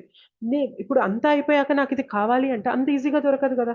సో ఇది వినడంలోనే నాకు నిజమైన క్లారిటీ అనేది వస్తుంది. లైఫ్లో ఏం చేయాలి అనేది, డెసిషన్స్ అనేవి నేను కరెక్ట్గా తీసుకుంటాను అనేది మనకి ఎప్పుడైతే దానిపైన కన్విక్షన్, ఫెయిత్ ఉంటుందో మెల్లిమెల్లిగా మనం సిన్సియర్ అవుతాం Mataji. It happens, mind traps అలా ఉంటాయి, జరుగుతూ ఉంటుంది. మళ్ళీ మీరు దాన్ని పక్కన పెట్టి లేదు లేదు నేను అది కాదు చేయాల్సింది ఇది అని చెప్పి మిమ్మల్ని మీరు ఎప్పటికప్పుడు కరెక్ట్ చేసుకుంటూ ఉండండి. ఓకేనా మాతాజీ? ఎస్ మాతాజీ. సరోజ వేముల మాతాజీ. ధన్యవాదాలు మాతాజీ. హరే కృష్ణ. ధన్యవాదాలు మాతాజీ. హరే కృష్ణ. వాసుదేవరావు ప్రభుజీ. మాతాజీ, హరే కృష్ణ. ఇప్పుడు ఈ రోజు టాపిక్ చెప్పారు కదా, ఈ టాపిక్ ఎక్స్క్లూజివ్ గా లేదంటే ఇండిపెండెంట్ గా వింటే ఇది మనం ఫాలో అవ్వాలన్నది మీనింగ్ వస్తుందా, లేకపోతే అక్కడ అర్జునుడికి యుద్ధం చేయమని చెబుతూ నువ్వు అది చేస్తావా, లేకపోతే ఆయన వైరాగ్యంగా ఉండాలి అంటే ఈ ఇష్యూస్ అన్ని ఉన్నాయని అంటున్నారు కదా, నాకు ఆ అన్వయింపు ఏంటో అర్థం కావట్లేదు మాతాజీ. అంటే యుద్ధం చేస్తే అప్పుడు ఇవన్నీ అర్జునుడు ఫాలో అవ్వక్కర్లేదా? లేదు, అలా అని కాదు. సో ఏం చెప్తున్నారంటే యుద్ధం చేయమని కృష్ణ చెప్తున్నారు. యుద్ధం చేస్తున్నప్పుడు యుద్ధాన్ని నా కొరకు చేయని కృష్ణ చెప్తున్నారు. ఇంతకు ముందంతా మనం డిస్కస్ చేసాం కదా అది. కానీ అర్జునకి స్టిల్ డౌట్ అన్నమాట.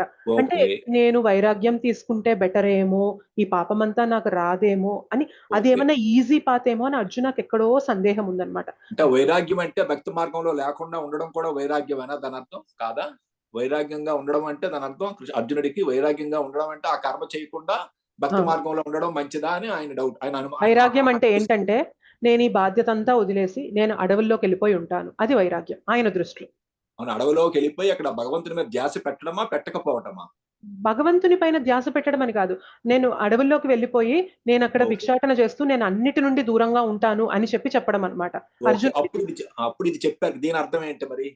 దీని అర్థం ఏంటి అంటే నువ్వు భగవంతుడు, నేను కర్మ భక్తియుత కర్మ చేయమని చెప్తున్నప్పుడు నీకు కష్టం అనుకుంటున్నావు. సో వైరాగిగా వెళ్ళిపోయి నేను అటు అలా నా భిక్షాటన చేస్తూ నా జీవితంలో కోరికలు తగ్గించుకుంటూ నేను మెల్లిగా ఈ విధంగా జ్ఞానమో అష్టాంగ యోగా పద్ధతిలో నాకు కనెక్ట్ అవ్వాలనుకుంటున్నావేమో అర్జున. ఈ పద్ధతి చాలా కష్టమైనది, దీంట్లో నువ్వు ఇన్ని నియమాలు ఫాలో అవ్వాలి. సో ఇన్ని నియమాలు నువ్వు ఫాలో అవ్వవా అంటే అర్జున చెప్తున్నారు, అవ్వగలవా అంటే అర్జున చెప్తున్నారు నా వల్ల కాదు కృష్ణ ఇదంతా. అందుకని లాస్ట్ లో ఏం చెప్పారు, భక్తి యోగి బెస్ట్ అని చెప్పారు. భక్తి యోగి బెస్ట్ అనడంలో కృష్ణ ఉద్దేశం ఏంటి అంటే నేను చెప్తున్నాను నువ్వు ఈ కర్మ చేయమని. సో నువ్వు ఈ కర్మ చేస్తుంటే నువ్వు నేను చెప్పింది ఫాలో అవుతున్నావు, నేను చెప్పింది ఫాలో అవుతున్నావు అంటే భక్తి చేస్తున్నట్లే. నువ్వు యుద్ధం చేయడం, కృష్ణ కోసం యుద్ధం చేయడం కూడా భగవద్భక్తినే ఇక్కడ. అది అర్జునకి మెల్లిమెల్లిగా క్లారిటీ ఇస్తారు ఇంకా ఫర్దర్ చాప్టర్స్ లో. సో ఇప్పుడు మనకిచ్చిన సందేశం ఏంటి? ఇవాళ మీరు టాపిక్ చెప్పారు కదా, యాజ్ అ హ్యూమన్ బీయింగ్ గా దీని అర్థం ఏంటి? యాజ్ అ మానవుడిగా మనం గ్రహించవలసింది ఏంటి? ఇప్పుడు ఈ టాపిక్ లో, ఇవాళ చెప్పిన టాపిక్ లో మనం ఇది ఫాలో అవ్వమనా వద్దనా? ఇది ఫాలో అవ్వలేమని చెప్తున్నారు.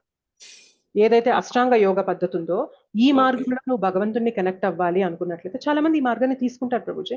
ఈ మార్గం తప్పని కాదు, బట్ ఈ మార్గం చాలా డిఫికల్ట్. అందుకే కంక్లూజన్ లో చెప్తున్నారు కృష్ణ, ఈ మార్గాలన్నీ కాదు, భక్తి యోగా తీసుకుంటే your path will be easy and simple. చాలా ఫ్రీగా వచ్చేస్తావు నువ్వు. ఆ భక్తి యోగంలో నువ్వు చేయాల్సిన పని యుద్ధం అని అర్జునకి చెప్తున్నారు. మనకేం చెప్తున్నారు అంటే భక్తి యోగంలో భగవంతునితో కనెక్ట్ అవ్వాలి. అయితే భక్తి యోగంలో ఏం చెయ్యాలి అనేది మనకి 7, 8, 9, 10, 11, 12 చాప్టర్స్ డిస్కస్ చేస్తాయి. సో రేపటి చాప్టర్స్ మనకి కంప్లీట్ గా భక్తి యోగ పైన ఉంటుంది అనమాట. మనం ఏం చేయాలి, సో భగవంతునితో ఎలా కనెక్ట్ అవ్వాలి భక్తి యోగంలో, ఇదంతా కూడా మనకి మధ్యలో ఉన్న చాప్టర్స్ అనేవి డిస్కస్ చేస్తాయి ప్రభుజీ. సో ఫైనల్ గా మనం భక్తి యోగాలో ఉండాలి. అదే ఈజియెస్ట్ వే. ఎస్ ప్రభుజీ. ముందు డిఫికల్ట్ ఆప్షన్ చెప్పేసి రూల్ అవుట్ చేసేస్తున్నారు కృష్ణ, ఇది డిఫికల్ట్ నువ్వు చేయలేవు. సో 2 ఆప్షన్స్ లో ఏదైతే డిఫికల్టో అది కష్టమని మనమే ఒప్పేసుకున్నాం అనుకోండి, ఇంకా రెండోది ఈజీ అని చెప్పి మనం ఇంట్రెస్ట్ చూపిస్తాం, ఇంక్లినేషన్ చూపిస్తాం. కాబట్టి కృష్ణ ఆ అప్రోచ్ లో మనకి భక్తి యోగ ప్రెజెంట్ చేస్తున్నారు అనమాట. ఓకేనా Prabhuji? Hare Krishna. Thank you. Okay, ఇంకేమైనా క్వశ్చన్స్ ఉన్నాయా?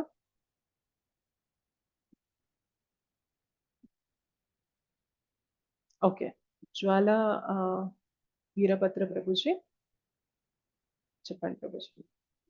మరి ఇప్పుడు చర్చనీయాంశాలు చాలా బాగా వచ్చాయండి. ఒకటి చిత్తం గురించి ఒకరు అడిగారు. చిత్తము, మనసు, బుద్ధి గురించి అడిగారు. దానికి నాకున్న అనుభవంలో ఒకటి చెప్తున్నాను. ఈ చిత్తం అనేది ఒక మొండి వైఖరి. అది ఎలాగ ఉంటుందంటే మన హిరణ్యకశిపుడు, ధ్రువుడు చిత్తంతోటి ధ్రువతార అయిపోయాడు. ఈ హిరణ్యకశిపుడి చిత్తంతో ఆయన నరకానికి ఓకే మారిపోయాడు. అంటే it is ultimate thing between this two thing decision making. Okay. చిత్తం డామినేటింగ్ చేస్తుంది ఇక్కడ బుద్ధిని, మనసుని. ఓకే. ఓకే. ఓకే. అంచేత మనం చిత్తం కూడా నమ్మడానికి వీల్లేదు. చిత్తాన్ని మనం మన కాన్సన్ట్రేషన్ ఏదైనా కానీ చిత్తం ఉంటుంది. అది compulsory every individual to have it, own it. అది మనం ఎంచుకున్న మార్గం. ఆ మార్గం ధ్రువుడికి ఏమో ధ్రువతారైపోయాడు, ఈయనేమో నాశనం అయిపోయాడు. అదొకటి అన్నమాట. ఇంకోటి గురుగారు ఇప్పుడు జూమ్ యూజర్ అని పెట్టింది, వారు అడిగిన ప్రస్తుతానికి ఇప్పుడు అష్టాంగ యోగాలు అవి ఉన్నాయి. మనం చేస్తున్నామా? లేదు. అది ఎవరు చేస్తున్నారు? హిమాలయాల్లో ఉన్న యోగులు. వాళ్ళు మన కుంభమేళాకు వచ్చారు. ఎంతమంది వచ్చారండి? ఏ క్షణం వచ్చారో తెలియదు. వాళ్ళు చేస్తున్న యోగాలను మన దేశం బాగుపడుతుంది. అంతకంటే మనకి సున్నితమైంది భక్తి యోగం. అది చేసుకుంటే సరిపోతుంది. దానికి ఇలాంటి గురువు మనకి సత్సంగం అనేది కావాలి. ఆ సత్సంగంలో మనం ఓ 4 మంత్రాలు చక్కగా చదువుకుని నేర్చుకుని కాదు. మన ఇంట్లో మనం బాగుంటాం, మన కుటుంబం బాగుంటుంది. మన కుటుంబం బాగుంటే మన కాలనీ బాగుంటుంది. మన కాలనీ బాగుంటే ఊరు బాగుంటుంది. అదనమాట. ఆ విధంగా ఉంటుందండి. అదే నా చిన్న అనుభవంలోకి వచ్చిన మాట షేర్ చేస్తాను. హరి బోల్. థ్యాంక్ యూ సో మచ్ ప్రభుజీ. హరే కృష్ణ. హరే కృష్ణ. బొమ్మగాని అవినాష్ ప్రభుజీ. హరే కృష్ణ మాతాజీ. హరే కృష్ణ ప్రభుజీ. మాతాజీ, మనం భగవంతుణ్ణి చెవులతో చూడాలన్నారు కదా, చెవులతో ఎలా చూడాలి? చెవులతో చూడడం అంటే భగవంతుని గురించి ఏం తెలియకుండా అర్చ విగ్రహాల దగ్గరికి వెళ్ళామనుకోండి, మనకి భగవంతునితో ఏమన్నా కనెక్షన్ ఉంటుందా చెప్పండి? నాకు అసలు ఏమీ తెలియదు భగవంతుని గురించి, అర్చ విగ్రహాల దగ్గరికి వెళ్ళి నుంచున్నాను అనుకోండి, నాకేమనిపిస్తుంది? ఓ నైస్, బాగా డెకరేట్ చేశారు, బాగున్నాయి, చాలా అందంగా డెకరేట్ చేశారు, ఇంతవరకే చూస్తాం తప్ప ఇంకేమన్నా భగవంతునితో మనకి స్పందన ప్రతిస్పందన జరిగిద్దా? జరగదు మాతాజీ. జరగదు. ఎప్పుడు జరిగితే తెలుసా? కంటితో చూడడం వల్ల స్పందన ప్రతిస్పందన జరగదు. చెవులతో విన్నప్పుడు భగవంతుని యొక్క గొప్పతనం తెలుస్తుంది. భగవంతుడు ఇంత సున్నితమైన వ్యక్తి, తన భక్తుడైన ప్రహ్లాద్ మహారాజ్ని కాపాడుకోవడానికి నరసింహలాగా అంత ఉగ్ర రూపం దాల్చి వచ్చాడు. తన భక్తుల్ని కాపాడుకోవడానికి ఎంత దూరమైనా వస్తాడు అని తెలుసుకుంటాం. సో తన భక్తుడు అర్జునుడు నన్ను చూస్ చేసుకున్నాడు, నేను కావాలా నారాయణ సేన కావాలా అన్నప్పుడు నిర్మోహమాటంగా నువ్వే కావాలి కృష్ణ అని చెప్పి చూస్ చేసుకున్నాడే. అటువంటి భక్తుని కోసం ఒక డ్రైవర్ పొజిషన్ కి కూడా వెళ్ళిపోవడానికి సిద్ధమయ్యాడే. ఇటువంటి భగవంతుణ్ణి నేను చూస్తున్నాను. సో ఆ లీలలు గుర్తొస్తున్నప్పుడు ఏమైతుంది అంటే, మనం భగవంతుణ్ణి చూస్తున్నప్పుడు ఆటోమేటిక్ గా మనం భగవంతునితో ఆ రిలేషన్ అనేది ఏర్పడుతుంది ప్రభుజీ. ఇది వినకుండా చూసాము అంటే అది భౌతికం అయిపోతుంది ప్రభుజీ. అలా కాకుండా మనం విన్నప్పుడు ఏమైతుంది అంటే, భగవంతుని యొక్క గొప్పతనం మన మనసు నిండా నిండిపోయిన మనస్సుతో, విన్నప్పుడు నిండిన మనస్సుతో మనం భగవంతుని చూసినప్పుడు మనం నిజంగా భగవంతుని చూసిన వాళ్ళం అవుతాం అనమాట. సో చెవులతో చూడడం అంటే అర్థం ఏంటి అంటే, భగవంతుని తెలుసుకోవాలంటే మార్గము శ్రవణము. శ్రవణం, భగవంతుని గురించి వినాలి, భగవంతుని గొప్పతనం వినాలి, భగవంతుని నామం వినాలి. వినే కొద్దీ అర్థమవుతుంది భగవంతుడు ఎంత గొప్ప, నేను ఎంత అణువంత, నేనే గొప్ప అని నేను ఇప్పటిదాకా ఇదవుతున్నానే, భగవంతుడు ఎన్ని ఇస్తున్నాడు నాకు, అటువంటి భగవంతుడి యొక్క దర్శనం నాకు ఇవాళ జరిగింది అని ఇలా చూసినప్పుడు ఎలా ఉంటుంది చెప్పండి? మన వైఖరి మారుతుందా లేదా? ఎగ్జాక్ట్లీ. సో మనం శ్రవణం చేయగా మనకి భగవంతుని యొక్క తత్వం అనేది తెలుసుకున్నప్పుడు, ఆయన గురించి కంప్లీట్ గా తెలుసుకున్నప్పుడు, మనం చూసినప్పుడు అప్పుడు దానికి ఇంపాక్ట్ ఉంటుంది ప్రభుజీ. సో అందుకని నేను చెప్పాను, మనల్ని భగవంతుడిని చూడాలి అంటే ఫస్ట్ మార్గం ఏంటి అంటే చెవుల ద్వారా వెళ్ళాలన్నమాట. శ్రవణం అనేది టాప్ మోస్ట్ లింబ్ ఆఫ్ భక్తి. భక్తిలో ఇంకా తిరుగులేనిది ఏదన్నా ఉంది అంటే శ్రవణం అనమాట. అందుకనే టెంపుల్కి వెళ్ళినప్పుడు కూడా మనకి ఏమంటారంటే, కొంచెం సేపు కూర్చొని రండి అయ్యా అంటారు. ఎందుకు కూర్చోవడం? ఎప్పుడైనా విన్నారా లేదా? టెంపుల్కి వెళ్ళగానే అట్లా కొంచెంసేపు కూర్చొని రండి, అట్లా వెళ్ళి వచ్చేసేసినట్టుగా రావద్దు అంటారు. విన్నారా లేదా ఇది? విన్నాం మాతాజీ. ఎందుకంటారు అంటే, టెంపుల్లో భగవంతుని యొక్క కథ జరుగుతూ ఉంటుంది, హరికథ చెప్తూ ఉంటారు. భగవంతుని కథ చెప్తూ ఉన్నప్పుడు మనం ఎప్పుడైతే అక్కడ కూర్చొని శ్రవణం చేస్తామో ఒక్క పాయింట్ చెవులోకి వెళ్ళినా చాలు మన జీవితం మారుతుందన్నమాట. అందుకనే మనం గుడికి వెళ్ళినప్పుడు ఒక 2 నిమిషాలు అలా కూర్చొని రండి అంటారు. అక్కడ ఆ కథ భగవంతుని యొక్క గొప్పతనం వినే అవకాశం వస్తుంది కాబట్టి. సో టాప్ మోస్ట్ ఈస్ శ్రవణం ప్రభుజీ. భగవంతునితో మనం కనెక్ట్ అవ్వాలి అంటే ఈజియెస్ట్ థింగ్ శ్రవణం. ఓకే మాతాజీ. ఇంకో క్వశ్చన్ మాతాజీ, మీరు 4 వైఫ్స్ అని కథలో చెప్పారు కదా, ఫస్ట్, సెకండ్, థర్డ్, ఫోర్త్ మళ్ళీ ఒకసారి చెప్పారా మాతాజీ? ఓకే. మొదటి భార్య అంటే మన జీవితంలో ఎవరు అన్నట్లుగా తీసుకోవాలంటున్నారా? అవును మన మాతాజీ. జీవితంలో మనం దేనికి ఫస్ట్ బాగా అటాచ్ అయి ఉంటామంటే శరీరానికి అన్నమాట. సో అది మొదటి భార్య.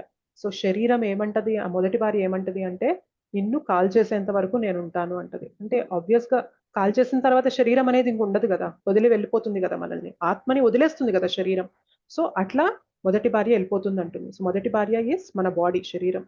రెండో భార్య ఏంటి అంటే మన కుటుంబం, మన తల్లిదండ్రులు, భార్య, పిల్లలు, భర్త, వీళ్ళందరూ. సో వీళ్ళెవరు అంటే కుటుంబం అనమాట. వాళ్ళు ఏమంటారు అంటే నేను శ్మశాన వాటిక దాకా వస్తాను అంటారు అనమాట. అంతే కదా, వాళ్ళు ఎక్కడి దాకా రాగలరు? మనం చనిపోయినప్పుడు మోసుకుంటూ శ్మశానం దాకా తీసుకురాగలరు తప్ప ఆ తర్వాత మనల్ని వదిలేసి వెళ్ళిపోయేవారే. మూడోది ఎవరు అంటే మూడో భార్య మనం సంపాదించుకున్న ధనము, ఐశ్వర్యము, నగలు, డబ్బులు, ఇల్లులు, స్థలాలు, పొలాలు, ఇవన్నీ అన్నమాట. సో వీటిపైన చాలా మమకారం పెట్టుకుంటాం మనం. సో మూడో భార్య ఏమంటుంది, నువ్వు ఒక్కసారి చనిపోయావంటే నేను వేరే వాళ్ళని పెళ్లి చేసేసుకుంటాను అంటే. వేరే వాళ్ళని పెళ్లి చేసుకోవడం అంటే అర్థం ఏంటి అంటే మన పేరు వేరే పైన ఉన్న వాళ్ళు ఆస్తి, తీసుకుంటారు. మన పేరు పైన ఉన్న ఆస్తి సంపద అంతా కూడా వేరే వాళ్ళ పేరు మీదకి వెళ్ళిపోతుంది కదా, అలా వేరే వాళ్ళని పెళ్లి చేసుకుంటాను అంటుంది. నాలుగో భార్య ఎవరు అంటే భక్తి అన్నమాట. మనం జీవితంలో అస్సలు దానికి విలువివ్వం, అని ఏదైనా మనం కొంచెం ఆ భార్యని వైపు కొంచెం చూసాము అంటే రేపొద్దున మనతో వచ్చేది ఆ భార్య ఒక్కటే, భక్తి ఒక్కటే, ఇంకేది రాదు అని చెప్పి చెప్తున్నారు ఆ కథలో. ఓకే మాతాజీ. హరే కృష్ణ. ధన్యవాద ప్రణామం. హరే కృష్ణ. దండవత్ ప్రణామ్. Thank you so much.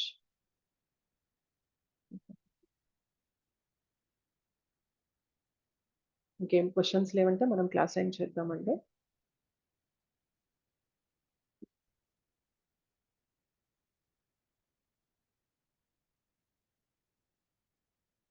పంచకల్పతరుభ్యశ్చ కృపా సింధుభ్యైవ చ పతితానాం పావనేభ్యో వైష్ణవేభ్యో నమో నమః. శ్రీ శ్రీ రాధా మదన్ మోహన్ जी की जय, श्री श्री गौर निताई की जय, श्री श्री जगन्नाथ बलदेव सुभद्रा माई की जय, जगत गुरु पतित पावन श्रील प्रभुपाद की जय, श्रील गुरुदेव की जय, निताई गौर प्रेमानंदे, हरि हरि बोल. Thank you so much Mataji and Prabhuji. Hare Krishna. దండవత్ ప్రణామ్. మళ్ళీ మనం రేపటి క్లాస్ లో కలుసుకుందాం. హరే రేపటి నుంచి కృష్ణ మనకి మాతాజీ. భక్తి యోగా మొదలవుతుంది. 7th నుండి 12th చాప్టర్స్ 7 నుండి 12 అధ్యాయాల వరకు కూడా మనకి కంప్లీట్ గా భక్తి యోగ పైన ఉంటుంది. సో భగవంతుని గురించి, భగవంతుని శక్తుల గురించి, మన గురించి, మనకి భగవంతునికి మధ్యన సంబంధం గురించి, అన్నిటి గురించి చెప్తారనమాట అందులో. సో తప్పకుండా క్లాసెస్ అటెండ్ అవ్వండి. హరే కృష్ణ. హరే కృష్ణ మాతాజీ. హరే కృష్ణ మాతాజీ. ధన్యవాద ప్రణామం. దండవత్ హరే ప్రణామ్. కృష్ణ మాతాజీ. హరే కృష్ణ మాతాజీ. హరే కృష్ణ మాతాజీ. మాతాజీ. Hare Krishna. Thank you so much. Hare Krishna Hare Krishna Mataji. Hare Krishna. దండవత్ ప్రణామ్.